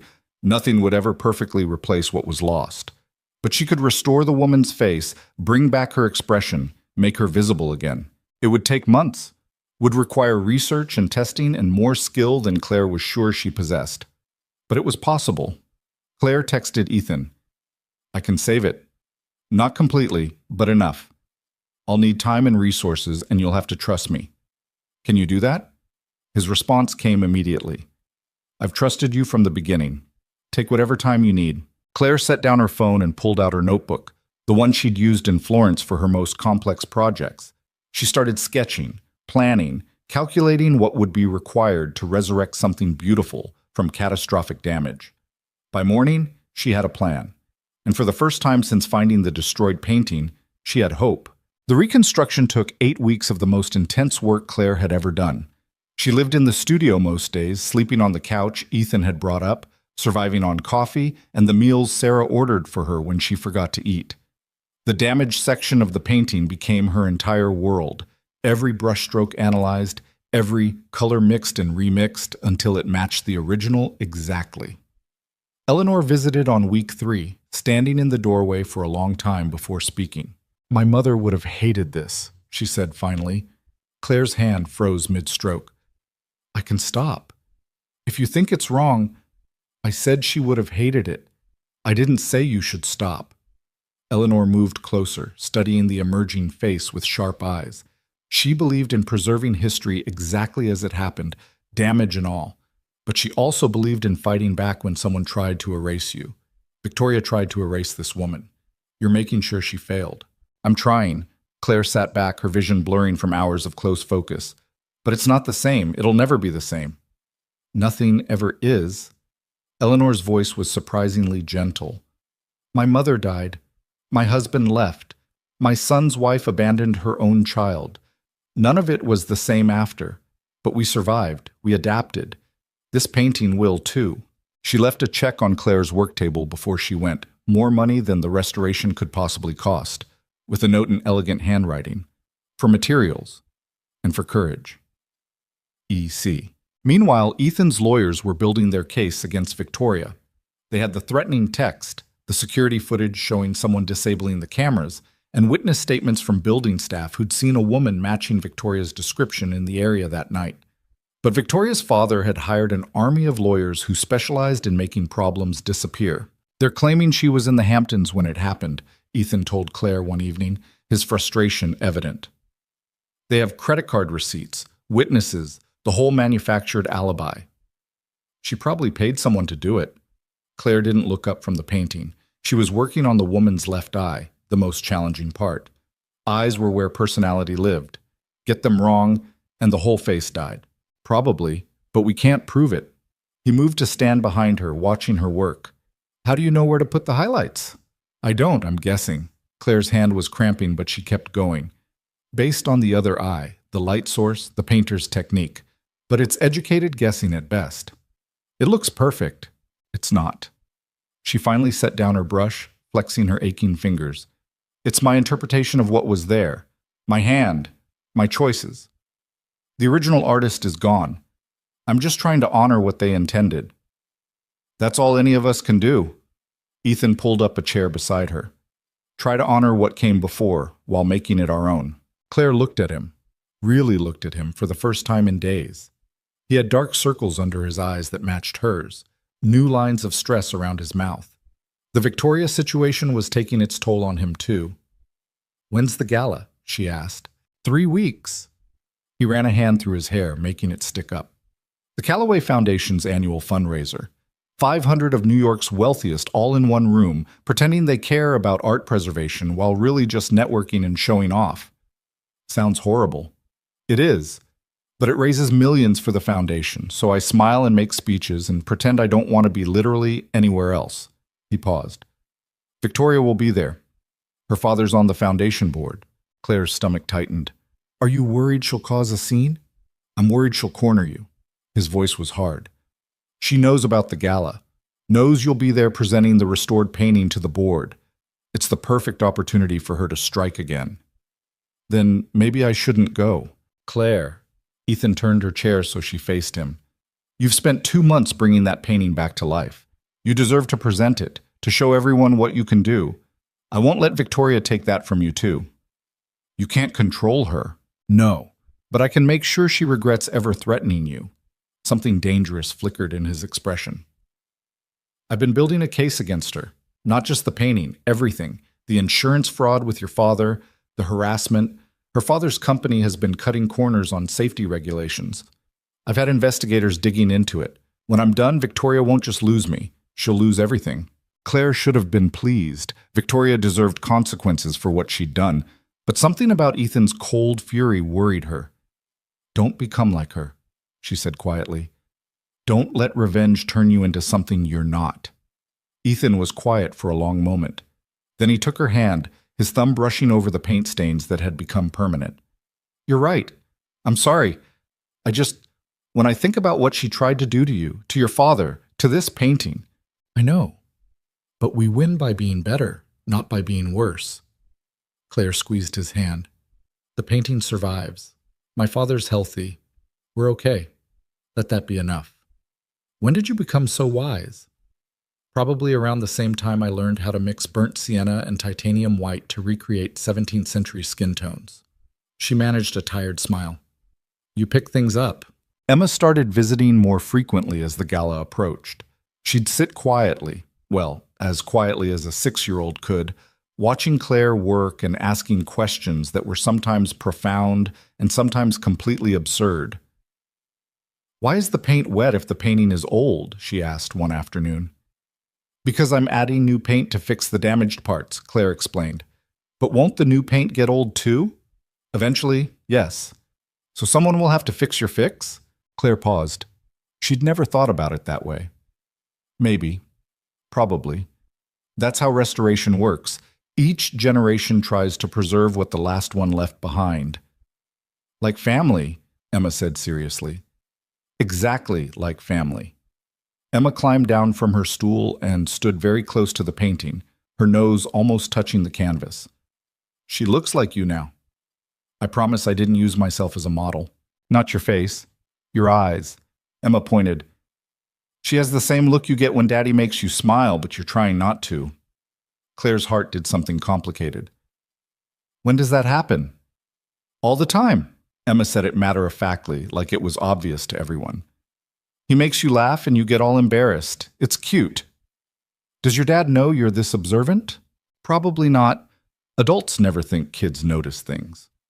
Emma moved to the window, pressing her hands against the glass. Are you going to marry my daddy? The question caught Claire completely off guard. Emma, because I think you should. Then you could live with us and fix paintings, and we could get the dog. Emma turned back, her small face very serious. I know you're not my mom. My mom didn't want to be my mom, but you could be something else, something better. Claire's throat was too tight to speak. She crossed to Emma and knelt down to her level. I care about you very much, and your dad. But marriage is complicated. It's not something people do just because it makes sense. Why not? You like each other. I like you. You could teach me Italian and fix paintings, and Daddy could stop being sad all the time. Emma's logic was 6-year-old simple and devastatingly accurate. What else matters? A lot of things matter. Timing and trust and making sure everyone's ready. Are you ready? I don't know yet. Claire tucked a curl behind Emma's ear. But I promise when I figure it out, you'll be the first to know. Emma seemed satisfied with that answer. She went back to her coloring book, leaving Claire kneeling on the floor, trying to process what a 6-year-old had just made her realize. She was falling in love with Ethan Calloway. had probably been falling since the moment he bought a restaurant rather than let her get fired. But acknowledging it felt dangerous. Love meant vulnerability, meant trusting someone with the power to destroy you. And Claire had spent so long protecting herself that the idea of lowering her defenses terrified her. The painting was finished 2 days before the gala. Claire stepped back, exhausted and paint-stained, and looked at what she'd created. The woman's face had been reconstructed with as much accuracy as research and skill could achieve. Her expression was there. That moment of determined bravery, of choosing the difficult right over the easy wrong. The damage was still visible if you looked closely, the repair work evident in the way the paint sat differently on the canvas. But the woman herself had survived. Ethan stood beside her, seeing it for the first time since Claire had banned him from the studio during the final week. "It's extraordinary," he said quietly. "It's not the original." "No, it's better." He pointed to the repaired section. "You can see what she survived now. Before she was just beautiful. Now she's beautiful and strong. There's a difference." Claire's eyes were burning with tears she refused to let fall. "Your grandmother would have hated it." "My grandmother would have recognized herself in it." Ethan's voice was rough. "That's what my mother didn't tell you. The woman in this painting, family legend says she was the artist's patron who left her husband to be with him. Lost her title, her money, everything. But she got to live honestly for the first time in her life. My grandmother saw that as the ultimate victory." "You never told me that story." "Because I wanted you to restore her without bias, without trying to recreate some romantic myth." He turned to Claire. "You brought her back based on what you saw, what you felt. That's more honest than anything I could have told you." They stood there in the quiet studio, the city humming 40 floors below, looking at a painting that had survived 3 centuries of damage and 1 act of deliberate violence. It wasn't perfect, but it was whole. "The gala's Friday," Ethan said. "You'll need a dress." "I have a dress." "You need a dress that makes Victoria choke on her champagne." He smiled. "Let me handle it, please. This is my world, and I want you to walk into it looking like you own it." "I don't know, Claire." He turned to face her fully. "For 8 weeks you've poured everything into saving this painting. Let me do something for you. Let me give you armor for facing the people who think you don't belong." She wanted to argue, wanted to insist she could handle it herself. But the truth was, she was terrified of the gala, of being surrounded by people like Victoria who saw her as an interloper, a gold digger, someone to be destroyed. "Okay," she said quietly, "but nothing too flashy. I need to be able to move." "I'll tell the stylist. Elegant armor, not a cage." His smile softened. "Thank you for trusting me." The dress arrived the next day. It was the color of old gold, the kind you saw in Renaissance paintings, with clean lines that made Claire look taller, stronger. The stylist had sent shoes that didn't hurt and a clutch that could fit her phone and emergency art supplies. Claire tried it on in her apartment, staring at herself in the mirror. She looked like someone who belonged in Ethan's world, someone who could stand in a ballroom full of Manhattan's elite and not flinch. It scared her how much she wanted that to be true. Friday arrived with unseasonable warmth, the kind of early spring evening where the city almost convinced itself winter was over. Claire spent the afternoon at the studio, making final adjustments to the painting's presentation frame, checking and rechecking that every detail was perfect. Eleanor appeared at 4, dressed in midnight blue and diamonds that probably required their own security detail. "You look terrified," she observed. "I am terrified." "Good, it means you care." Eleanor circled the painting slowly. "My mother would have approved, not of the restoration, she was too much of a purist for that, but of you, of your courage to try anyway. I didn't have much choice. The painting was destroyed." "You had every choice. You could have declared it unsalvageable, taken your salary, moved on." Eleanor's eyes met hers. "Instead, you spent 2 months essentially recreating someone else's masterpiece with perfect enough accuracy that most people won't even notice the repair. That's not just skill. That's devotion."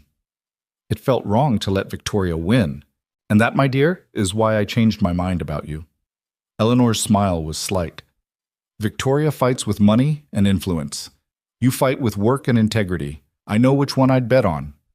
She left Claire with another envelope, this one containing a check that made Claire's eyes water, and a note that read, For your father's continued care. Consider it payment for giving my mother's favorite painting a second life. E.C. Claire was still staring at it when Ethan arrived to pick her up. He stopped in the doorway, just looking at her. "You're staring," she said nervously. "I know." He didn't apologize. "You look... If you say beautiful, I'm changing back into my work clothes." I was going to say formidable. He crossed to her, offered his arm. "Ready to face the wolves?" "No, but let's do it anyway." The gala was held at the plaza, because of course it was. The ballroom glittered with crystal and flowers and people who wore their wealth like uniforms. Claire walked in on Ethan's arm, very aware of the heads turning, the whispers starting. "Ignore them," Ethan murmured. "They're just surprised I brought someone interesting instead of decorative." Victoria was decorative? Victoria was a placeholder. You're real. He guided her through the crowd, introducing her to board members and donors and people whose names Claire immediately forgot. Everyone was polite, but she could see the calculation in their eyes. Who was she? What did she want? How long before Ethan got bored? Victoria arrived fashionably late, wearing red like a declaration of war. She swept through the crowd with her father, a silver-haired man who radiated the kind of power that came from crushing competitors. Her eyes locked on Claire immediately, and her smile was pure poison. "Ethan, darling." She air-kissed him like they were still together. "And this must be your little restoration project. How quaint." "Victoria." Ethan's voice was ice. "You're not welcome at my table." "Actually, Daddy insisted we sit together, board unity and all that." Her smile widened. "I hope you don't mind sharing the spotlight with someone who actually belongs here." Claire felt Ethan tense beside her, ready to eviscerate Victoria in front of everyone. She put a hand on his arm, stopping him. "I don't mind at all," Claire said calmly. "After all, I'm here to present my work. You're here to watch me do it." Victoria's eyes flashed. "We'll see about that." Dinner was excruciating. Victoria spent the entire meal making pointed comments about people who climbed social ladders, about the importance of proper breeding, about how some people just didn't understand the difference between being invited and belonging. Her father watched with amusement, clearly enjoying the spectacle. Claire said nothing, just ate her overpriced food and waited for her moment. That moment came after dessert, when Ethan stood to give his speech about the Foundation's work. He spoke well, practiced and polished, hitting all the right notes about preservation and legacy. Then he introduced Claire. "This year's featured restoration is particularly meaningful to my family," he said. "A 17th century portrait that's been passed down through generations, surviving everything history could throw at it. When it was damaged beyond what we thought repairable, Claire Bennett took on the impossible task of bringing it back to life." Claire stood, her legs shaking, and walked to the podium. 500 faces stared at her. Victoria's was a mask of rage barely contained. "I'm not going to pretend this was easy," Claire began, abandoning the speech she'd prepared, "or that the restoration is perfect. You can still see the damage if you look closely, the slash across the woman's face, the places where new paint sits on old canvas. But I realized something during this process. Scars aren't failures. They're proof of survival."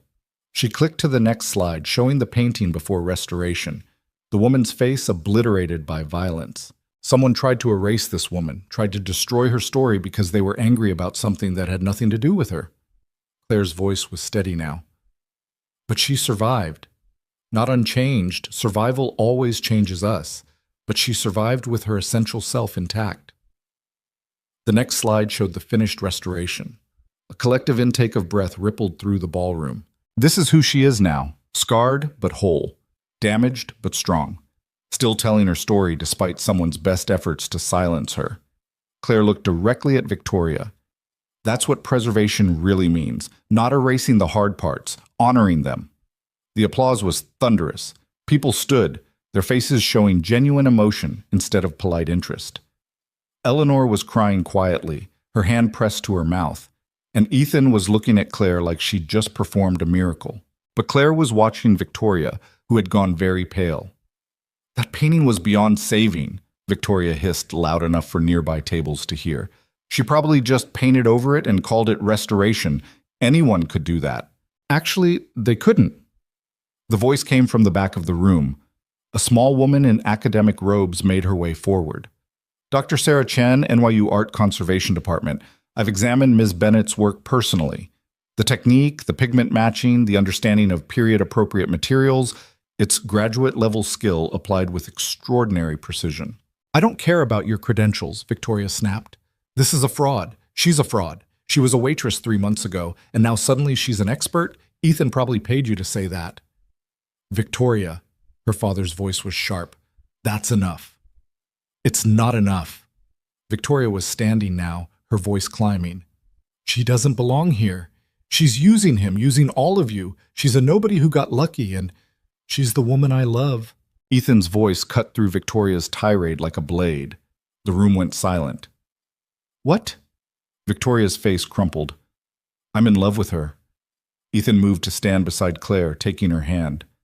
I have been for months. And unlike you, Victoria, she never asked me for anything, never demanded I change who I was or pretended to be something she wasn't. She just showed up every day and did the work. You can't... Victoria was shaking now. After everything I did for you. Everything you did? Ethan's voice was deadly quiet. Let's talk about what you did. You tried to kill Claire's father by freezing his insurance. You destroyed a priceless family painting. You've been harassing her for months, threatening her, trying to ruin her life because I chose her over you. You can't prove any of that. Actually, we can. Ethan pulled out his phone, tapped something. The ballroom screens lit up with images, text messages, security footage, financial records. My lawyers have been building this case for weeks. Insurance fraud, destruction of property, harassment, criminal threatening, all tied directly back to you. Victoria's father was on his feet now. Ethan, I'm sure we can discuss this privately. No. Ethan's voice was iron. Your daughter tried to destroy someone I care about. Used your family's resources to commit multiple felonies. I've already turned this evidence over to the district attorney. But I wanted everyone here to know exactly who Victoria Hale is before they write their next foundation check or invite her to their next gala. The room erupted. People were shouting, cameras flashing as society reporters smelled blood. Victoria was screaming something about lawyers and slander, but security was already moving toward her. Claire stood frozen in the chaos, still processing what Ethan had said. He loved her. He'd said it in front of 500 people, destroyed his ex-girlfriend's reputation, blown up the entire gala, because he loved her. Ethan! She tugged his hand. Ethan, we need to talk. He let her pull him away from the crowd, into a side hallway where the noise was muffled by heavy doors. Her heart was pounding so hard she thought it might escape her chest. You just told 500 people you love me, she said. I did. He didn't look sorry. Was that wrong? It was insane. You destroyed Victoria in front of everyone, made yourself look like someone who protects the people he cares about? Ethan's eyes were intense. I don't regret it, Claire. Not one word. She tried to hurt you, and I won't tolerate that. But now everyone knows. Everyone will expect... Claire stopped, realized what she was really afraid of. What if I can't be what you need? What if I'm just a waitress who got lucky and I disappoint you? Then you'd still be the woman who spent 8 weeks reconstructing a painting that everyone else declared hopeless. Ethan cupped her face gently. You'd still be the person who gave up everything for her father, who speaks honestly when everyone else lies, who makes my daughter laugh and my mother cry and me remember what it feels like to want something more than success. Ethan, I love you, Claire Bennett. I've loved you since you spoke Italian to my mother and didn't apologize. I'll love you if you never restore another painting. I'll love you if you decide tomorrow that you hate me. I'll love you if... She kissed him. It was clumsy and desperate and tasted like champagne and fear and hope all mixed together. Ethan pulled her closer, one hand in her hair, the other at her waist, and Claire forgot about the gala and Victoria and 500 witnesses. There was only this moment of choosing bravery over safety, of admitting she wanted something impossible and reaching for it anyway. When they finally broke apart, both breathing hard, Claire rested her forehead against his. I love you too, she whispered.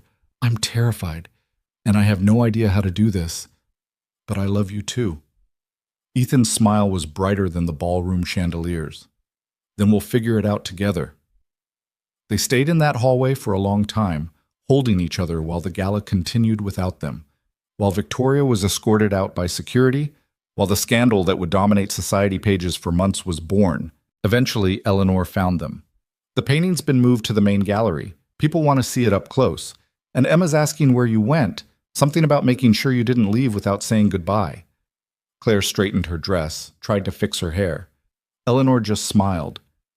You look exactly how you should look, she said, like someone who just chose happiness over fear. Now come. Your audience awaits. The rest of the evening passed in a blur. Claire answered questions about the restoration, accepted congratulations, watched as people examined the painting with new appreciation.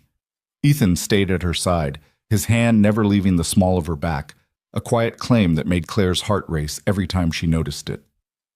Emma appeared near midnight, carried by her nanny, but fighting sleep. Did you kiss? She asked Claire directly. Emma! Ethan looked mortified. It's okay to kiss, Emma insisted. That's what people do when they love each other.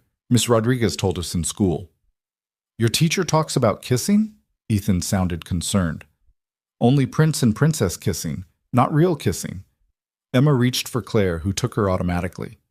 You're a princess now because Daddy's a prince, and you kissed. I think your fairy tales are getting mixed up with real life, Claire said gently. Real life is better than fairy tales, Emma said, her eyes already closing. Fairy tales are boring. Nobody in fairy tales fixes paintings or speaks Italian or makes Daddy laugh. She fell asleep in Claire's arms, her small body going limp with the absolute trust of childhood. Claire looked down at her, this little girl who'd decided Claire was worth loving, and felt something shift in her chest. This was what she'd been afraid of. This completeness. This feeling that she'd found something she didn't know she was looking for. It was terrifying and wonderful and absolutely nothing like she'd imagined. I should get her home, Ethan said softly, but I don't want this night to end. Then don't let it. Claire shifted Emma to one arm, took Ethan's hand with the other. Come on, let's go home. They left the gala together. Ethan, Claire, Emma, and Eleanor, who insisted on coming along because someone needed to make sure the scandal was properly managed. The painting would be delivered to Ethan's penthouse in the morning, but tonight it stayed at the plaza, watched over by security, and admired by people who finally understood what restoration really meant. In the car, Claire looked out at Manhattan streaming past, the city that had taken everything from her, and then given it all back in ways she'd never expected. Emma slept on her lap, Ethan's hand warm in hers, Eleanor giving instructions to the driver about avoiding paparazzi. This is insane, Claire said to no one in particular. Welcome to the family, Eleanor replied dryly. Insanity is our baseline. It only gets worse from here. But she was smiling when she said it. And Claire, despite everything, the scandal, the uncertainty, the 500 witnesses to her very public romance, found herself smiling back.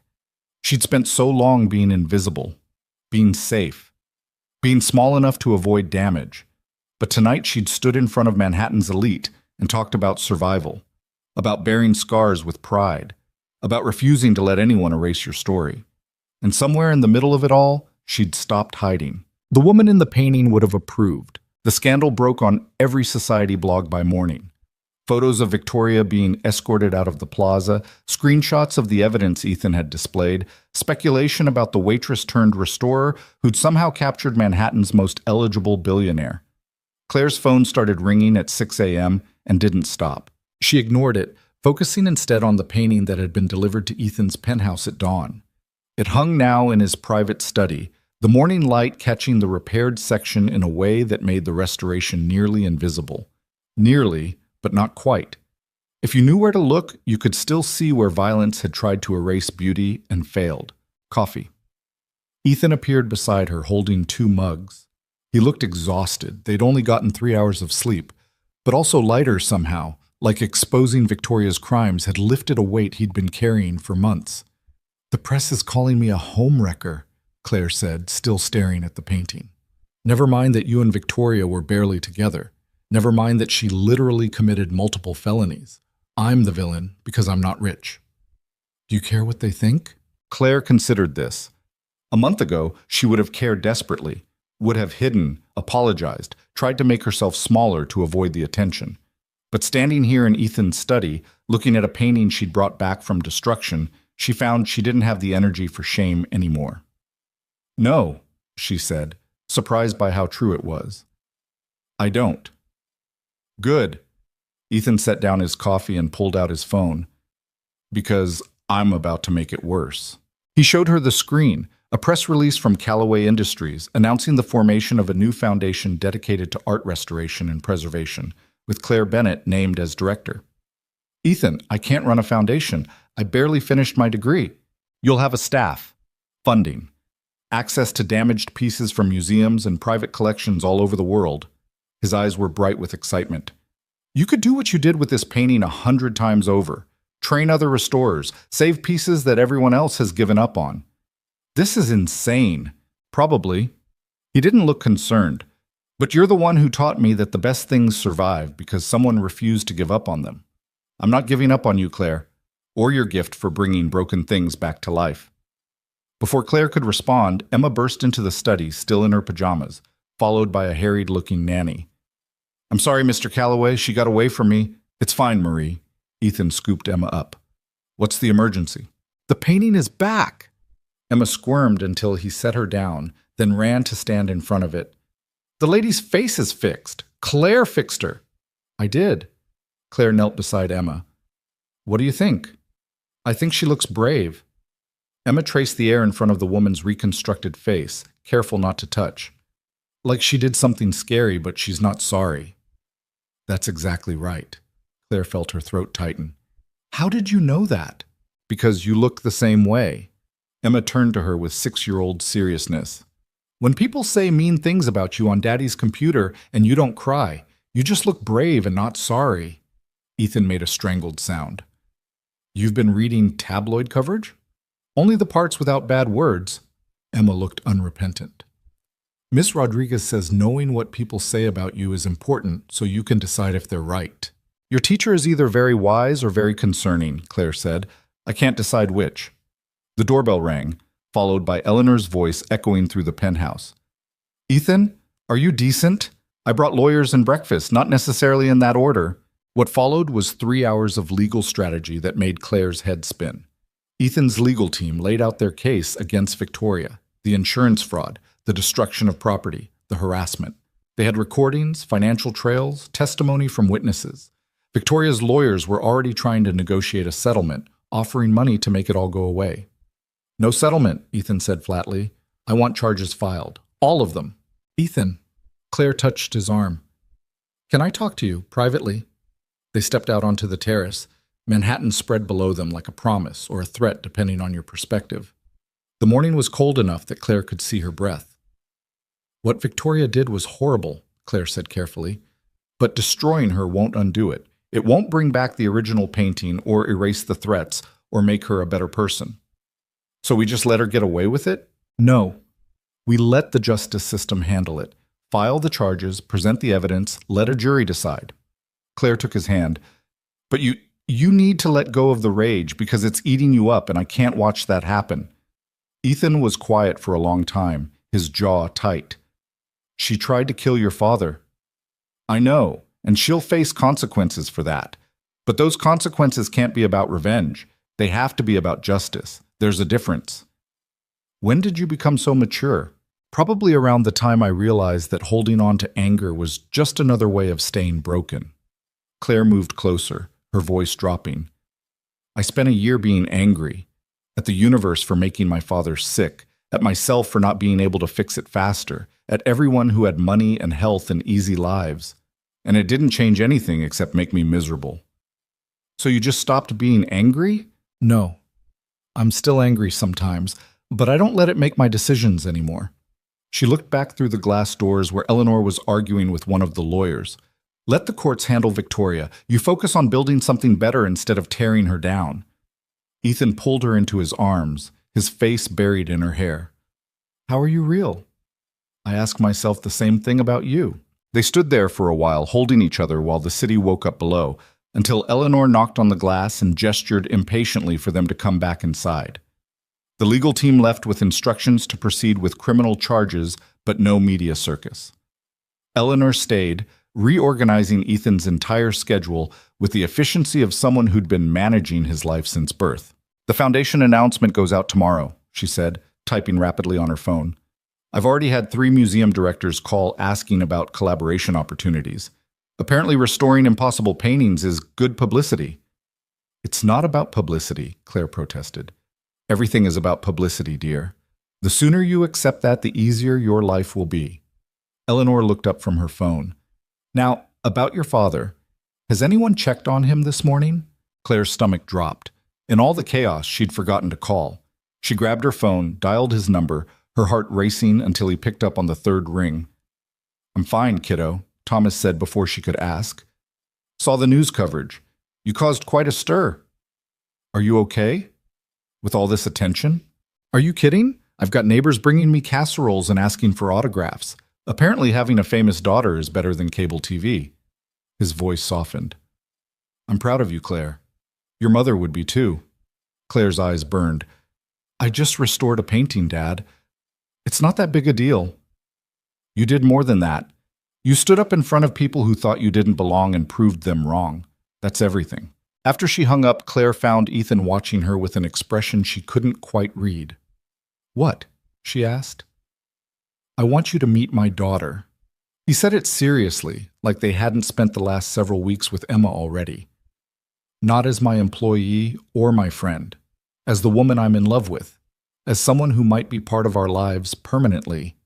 Ethan, she already knows. She knows I care about you. She doesn't know I'm planning to ask you to marry me. The world tilted sideways. What? Not now. He held up his hands. Not today or even this month, but eventually, when you're ready, when we've figured out how this works. He moved closer. But I need you to understand, this isn't casual for me. I'm not testing the waters or seeing where it goes. I want everything, Claire. You, Emma, your father, a life where we're actually happy instead of just successful. Claire couldn't breathe. That's a lot of pressure. I know. And if it's too much, tell me now. I'll back off. We can just date like normal people. Take it slow. Normal people don't announce their love in front of 500 witnesses. Fair point. He smiled ruefully. So what do you want? What did she want? A month ago, Claire would have said she wanted her father healthy and her bills paid and maybe, if she was lucky, a job that didn't destroy her body and soul. Now she had all that and more, and the possibilities were terrifying. But Emma's words echoed in her head. Real life is better than fairy tales. I want to try, Claire said finally. I want to see what happens when I stop protecting myself from good things. I want to be part of your life and Emma's life and figure out if this impossible thing we're doing can actually work. And marriage? Ask me when the foundation is running and Victoria's in jail, and I've had time to process the fact that my life completely changed in 3 months. She smiled, but ask me knowing the answer will probably be yes. Ethan kissed her then, soft and sure, like they had all the time in the world instead of Eleanor clearing her throat impatiently from the doorway. If you two are done being disgustingly romantic, Emma's teacher called. Apparently our darling child told her entire class that her father destroyed a bad lady at a fancy party, and now Claire's a princess. She said that? Ethan looked torn between mortification and amusement. She drew pictures. They're very detailed. Eleanor held up her phone, showing a child's drawing of a ballroom with stick figures and what appeared to be a dragon labeled Victoria Ship. Sick. Claire burst out laughing. She couldn't help it. The whole situation was absurd. The scandal, the foundation, the billionaire declaring love, the 6-year-old's artistic interpretation of society drama. 6 months ago, she'd been invisible. Now she was a princess in a child's drawing and the director of a foundation and someone's future wife. I have no idea what I'm doing, she said when she could breathe again. None of us do, Eleanor replied. We just pretend very convincingly. The next few weeks were chaos of a different kind. The foundation announcement generated exactly the media storm Eleanor had predicted. Claire gave interviews, met with museum directors, started assembling a team of restorers who shared her philosophy about preservation over perfection. Her father's apartment became a regular gathering place for the most unlikely family dinners. Eleanor arguing with Thomas about politics, Emma teaching Claire's father to play elaborate make-believe games, Ethan trying to cook and failing spectacularly. You're burning the pasta, Claire observed one evening, rescuing the pot before the smoke alarm could trigger. How do you burn pasta? It's literally just boiling water. You have to actually put water in the pot, darling, Eleanor said from where she was helping Emma with homework. Not just stare at the stove hoping it cooks through force of will. I run a multi-billion-dollar company. I should be able to boil pasta. Different skill sets, Thomas said diplomatically. I once tried to fix Claire's car and ended up making it worse. We all have our talents. Mine is apparently destroying kitchens. Ethan surveyed the damage. Should we order in? Again? Emma looked up from her math worksheet. We ordered in yesterday and the day before. Real families cook. We are a real family, Claire said, surprising herself with the certainty in her voice. We just happen to be terrible at cooking. Emma considered this. Can we be a real family that gets pizza? They got pizza. It became a Thursday tradition.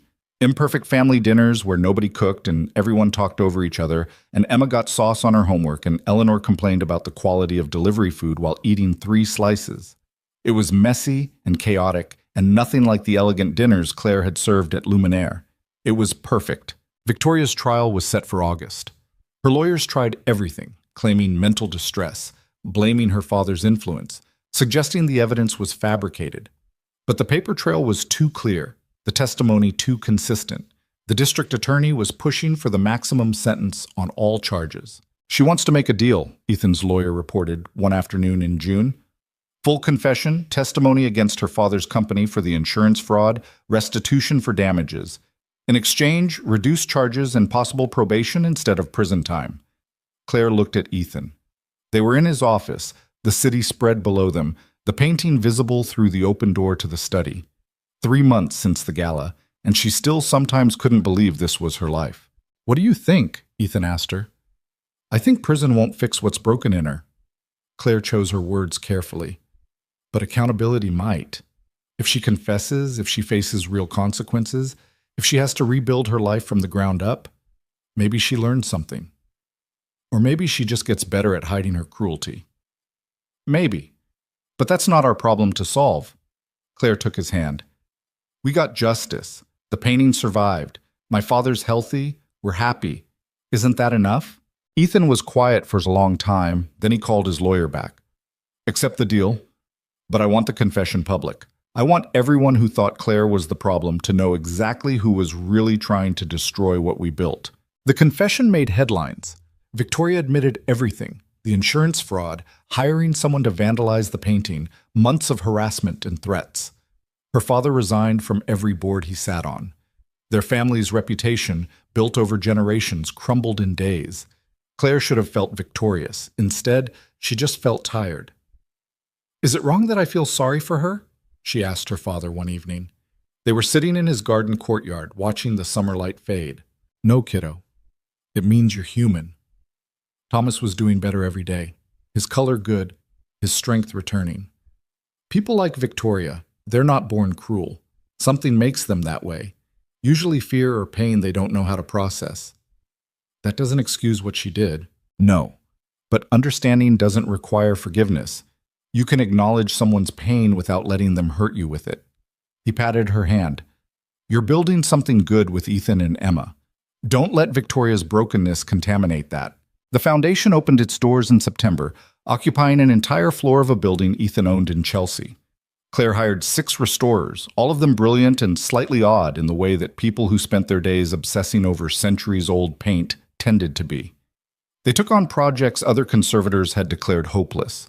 A water-damaged Vermeer sketch, a fire-scarred Renaissance altarpiece, a collection of photographs from the Civil War that were deteriorating so fast you could watch them fade.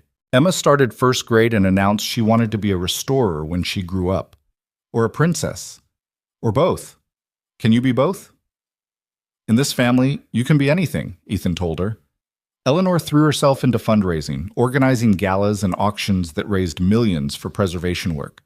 She and Thomas became unlikely friends, bonding over their shared love of arguing and their mutual determination to see Claire happy.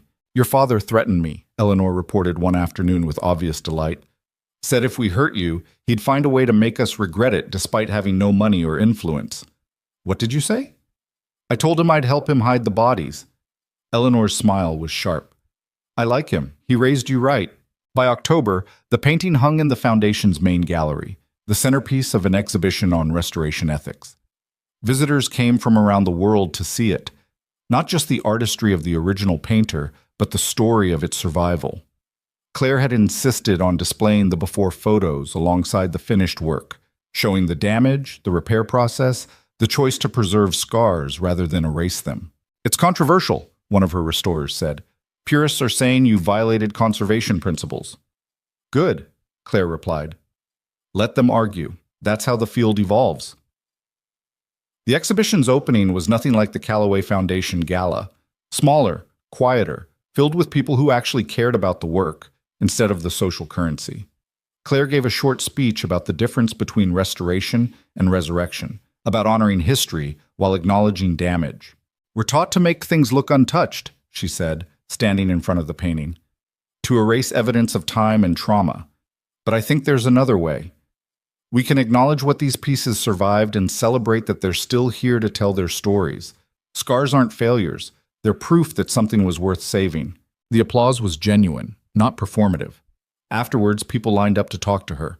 Not about Ethan or the scandal or her unlikely rise from waitress to director, but about technique and philosophy and the dozens of damaged pieces waiting for someone to believe they could be saved. This, Claire thought, was what belonging felt like. Not wealth or status or being on the right guest lists, just doing work that mattered with people who understood why it mattered. She found Ethan later standing in front of the painting with Emma sleeping against his shoulder. "She insisted on coming," he said quietly. "Said she needed to see the lady one more time before bedtime." Claire studied the painted woman's face, that expression of determined courage she'd reconstructed from photographs and guesswork and hope. "Do you ever wonder what choice she made? The one your grandmother talked about? Every day?" Ethan shifted Emma's weight, but "I think maybe the choice isn't what matters. It's that she made it, that she decided something was worth the risk and went for it anyway." "Is that what we're doing?" "I think so," he smiled. "High risk, potentially high reward, definitely terrifying." "Sounds about right." Claire leaned against him, careful not to wake Emma. "For what it's worth, I'd make the same choice again, speaking Italian to your mother, taking the job, all of it. Even the part where my psychotic ex-girlfriend tried to destroy your life. Especially that part. It forced me to stop hiding." She looked up at him. "I spent so long being invisible, being safe. It took someone trying to erase me to realize I'd already been erasing myself." They stood there in the quiet gallery, the three of them, while outside the city hummed with its usual chaos. In a few hours, critics would write reviews of the exhibition. In a few days, more damaged pieces would arrive at the foundation. In a few months, Emma would turn 7 and demand the promised dog and probably a pony to go with it. But right now, this moment, everything was exactly where it needed to be. Emma stirred, opened her eyes, saw the painting. "She's smiling," she murmured sleepily. "The woman in the painting?" Claire looked closer. "I don't think—" "Not smiling with her mouth, smiling with her eyes," Emma yawned. "Like she knows a secret." Claire studied the woman's face, the expression she'd spent weeks reconstructing. Emma was right. There was something in those eyes, knowledge, maybe, or satisfaction, the look of someone who'd made an impossible choice and survived it. "What secret do you think she knows?" Claire asked. "That being brave is scary, but being scared forever is scarier." Emma said it with the simple wisdom of childhood, then promptly fell back asleep. Ethan and Claire looked at each other over Emma's head. "She's smarter than both of us," Ethan said. "Most 7-year-olds are." Claire touched the frame gently, a benediction or a goodbye. "We should get her home." They left the gallery together, the painting watching them go with her reconstructed eyes and her secret smile. Behind them, the exhibition would run for 6 months, drawing thousands of visitors who'd leave with new understanding of what it meant to preserve history while acknowledging damage. But Claire's favorite response came 2 weeks later, in a letter from a young woman in Detroit. "I saw your exhibition online. I'm a second-year conservation student, and I was ready to quit because I ruined a piece I was working on. Made a mistake that I thought couldn't be fixed. But seeing your painting, seeing how you saved it even after someone tried to destroy it, made me realize that mistakes don't have to be endings. They can be new beginnings if you're brave enough to try. Thank you for showing me that scars can be part of the story instead of something to hide." Claire pinned the letter to her office wall, where she could see it every day. A reminder that the work mattered not just for the pieces they saved, but for the people who saw those pieces and learned that survival was possible. In November, Ethan proposed. Not at a fancy restaurant or a tropical beach or anywhere Instagram-worthy. He did it on a Thursday evening in Claire's studio, while she was covered in paint and cursing at a particularly stubborn varnish layer. "Claire," he said, and something in his voice made her turn around. He was on one knee, holding a ring that looked suspiciously old. "That's Eleanor's," Claire said, recognizing the setting from a portrait in Ethan's study. "It was my grandmother Catherine's. My mother insisted."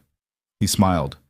"Said Catherine would have liked you, would have appreciated someone who understood that the cracks are part of the beauty." "Ethan, I know we've only been together 8 months. I know you're still figuring out who you are outside of survival mode. I know this is fast and crazy and probably a terrible idea by any reasonable standard." He took a breath. "But I don't want reasonable.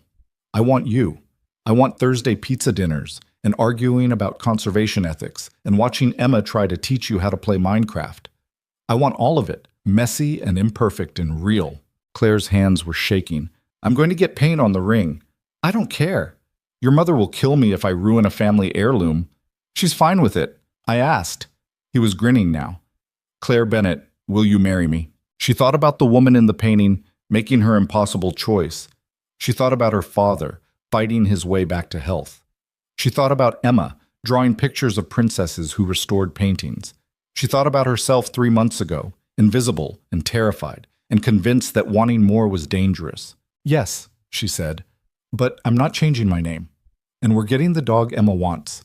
And I need you to understand that I'll probably always be a little broken from this year. I don't want you unbroken.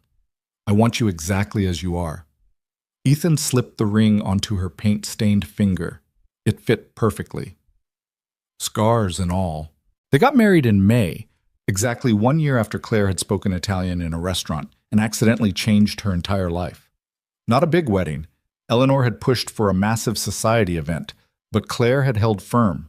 Just family and close friends in the foundation's gallery, surrounded by paintings they'd saved. Emma was the flower girl and took her job with absolute seriousness, critiquing the floral arrangements and insisting the aisle runner be the exact shade of Renaissance gold. Thomas walked Claire down the aisle, his steps steady, his eyes wet. Eleanor cried through the entire ceremony, despite claiming she never cried at weddings. The vows were simple. Ethan promised to always be honest, even when the truth was uncomfortable. Claire promised to stop protecting herself from happiness. They both promised to show Emma that love didn't have to be perfect to be real. "You may now kiss the bride," the officiant said. "Finally," Emma Stage whispered. "I've been waiting forever." The reception was held in Thomas's garden courtyard, strung with lights and filled with the kind of chaotic joy that came from mixing art conservators with shipping executives with a 6-year-old who'd convinced everyone to play her made-up games. The food was catered. Nobody trusted Ethan near a kitchen, and the music was too loud and someone spilled wine on Claire's dress, and it was absolutely nothing like a society wedding should be. It was perfect. Late in the evening, Claire found herself standing alone for a moment, watching her new family celebrate. Her father was teaching Emma an old Italian folk dance, both of them laughing when they messed up the steps. Eleanor was engaged in what looked like a heated debate with Claire's head conservator about the ethics of digital restoration. Ethan was being cornered by his business partners, but he kept glancing over at Claire like he needed to make sure she was still there. A year ago, Claire had been a waitress with no prospects and a dying father. She'd been invisible, afraid, convinced that wanting more than survival was greedy. Now she was someone's wife, someone's mother, or close enough. The director of a foundation doing work that mattered. Someone who'd learned that being broken didn't mean being worthless, that scars told stories worth preserving, that sometimes the bravest thing you could do was admit you wanted something impossible and reach for it anyway. The woman in the painting hung in the gallery upstairs, her reconstructed face watching over all of it. Claire had never found out her real story, who she was, what choice she'd made, whether she'd ever regretted it. But it didn't matter anymore, because Claire had made her own choice, had decided that love was worth the risk of being hurt, that happiness was worth the terror of losing it, that being visible was worth the danger of being seen. And standing there in the garden, watching her accidentally acquired family celebrate the most improbable wedding of the season, Claire realized something. She wasn't broken anymore. Not fixed, exactly. She still had bad days, still woke up sometimes in a panic thinking it was all temporary, still struggled with accepting that she deserved good things. But she was whole, scarred and imperfect, and absolutely, completely whole. There you are. Ethan appeared beside her, pressing a glass of champagne into her hand. Emma's asking when we're cutting the cake. Apparently waiting until after dinner is taking forever. She's 7. Everything takes forever. Claire leaned into him. Are you happy? Deliriously, he kissed her temple. You? Terrified and happy and still half convinced I'll wake up and this will all be a dream. If it is, we're having the same dream. He pulled her closer. Come on, let's go cut the cake before our daughter stages a coup. They walked back to the party together, hand in hand, while above them the painting watched with knowing eyes. The woman who'd made her own impossible choice centuries ago, who'd survived damage and restoration and the passage of time to still be here, still telling her story. Years later, when people asked Claire how she'd gone from struggling waitress to foundation director, from invisible to unmissable, from broken to whole, she'd think about that painting, about the choice to preserve scars instead of erasing them, about the courage it took to be seen, and she'd tell them the truth. That it started with speaking when she should have stayed silent, with refusing to apologize for knowing things, with a billionaire who saw her when everyone else looked through her, and a 6-year-old who decided Claire was worth loving, and a painting that taught her that survival didn't mean staying unchanged. It meant bearing witness to your own story and refusing to let anyone, including yourself, erase it. The painting still hangs in the Foundation's gallery. Visitors come from around the world to see it, to study the visible repair work, to understand that damage doesn't diminish value. Sometimes Claire stands in front of it, remembering the 8 weeks she spent reconstructing a stranger's face, trying to honor what came before while adding something new. The woman in the painting looks back with those knowing eyes, that small, secret smile. And Claire smiles too, because she finally understands the secret. Being brave isn't about fearlessness. It's about being terrified and doing it anyway. It's about choosing visibility over safety, honesty over comfort, love over protection. It's about making impossible choices and surviving them, scars and all. And that's a story worth preserving.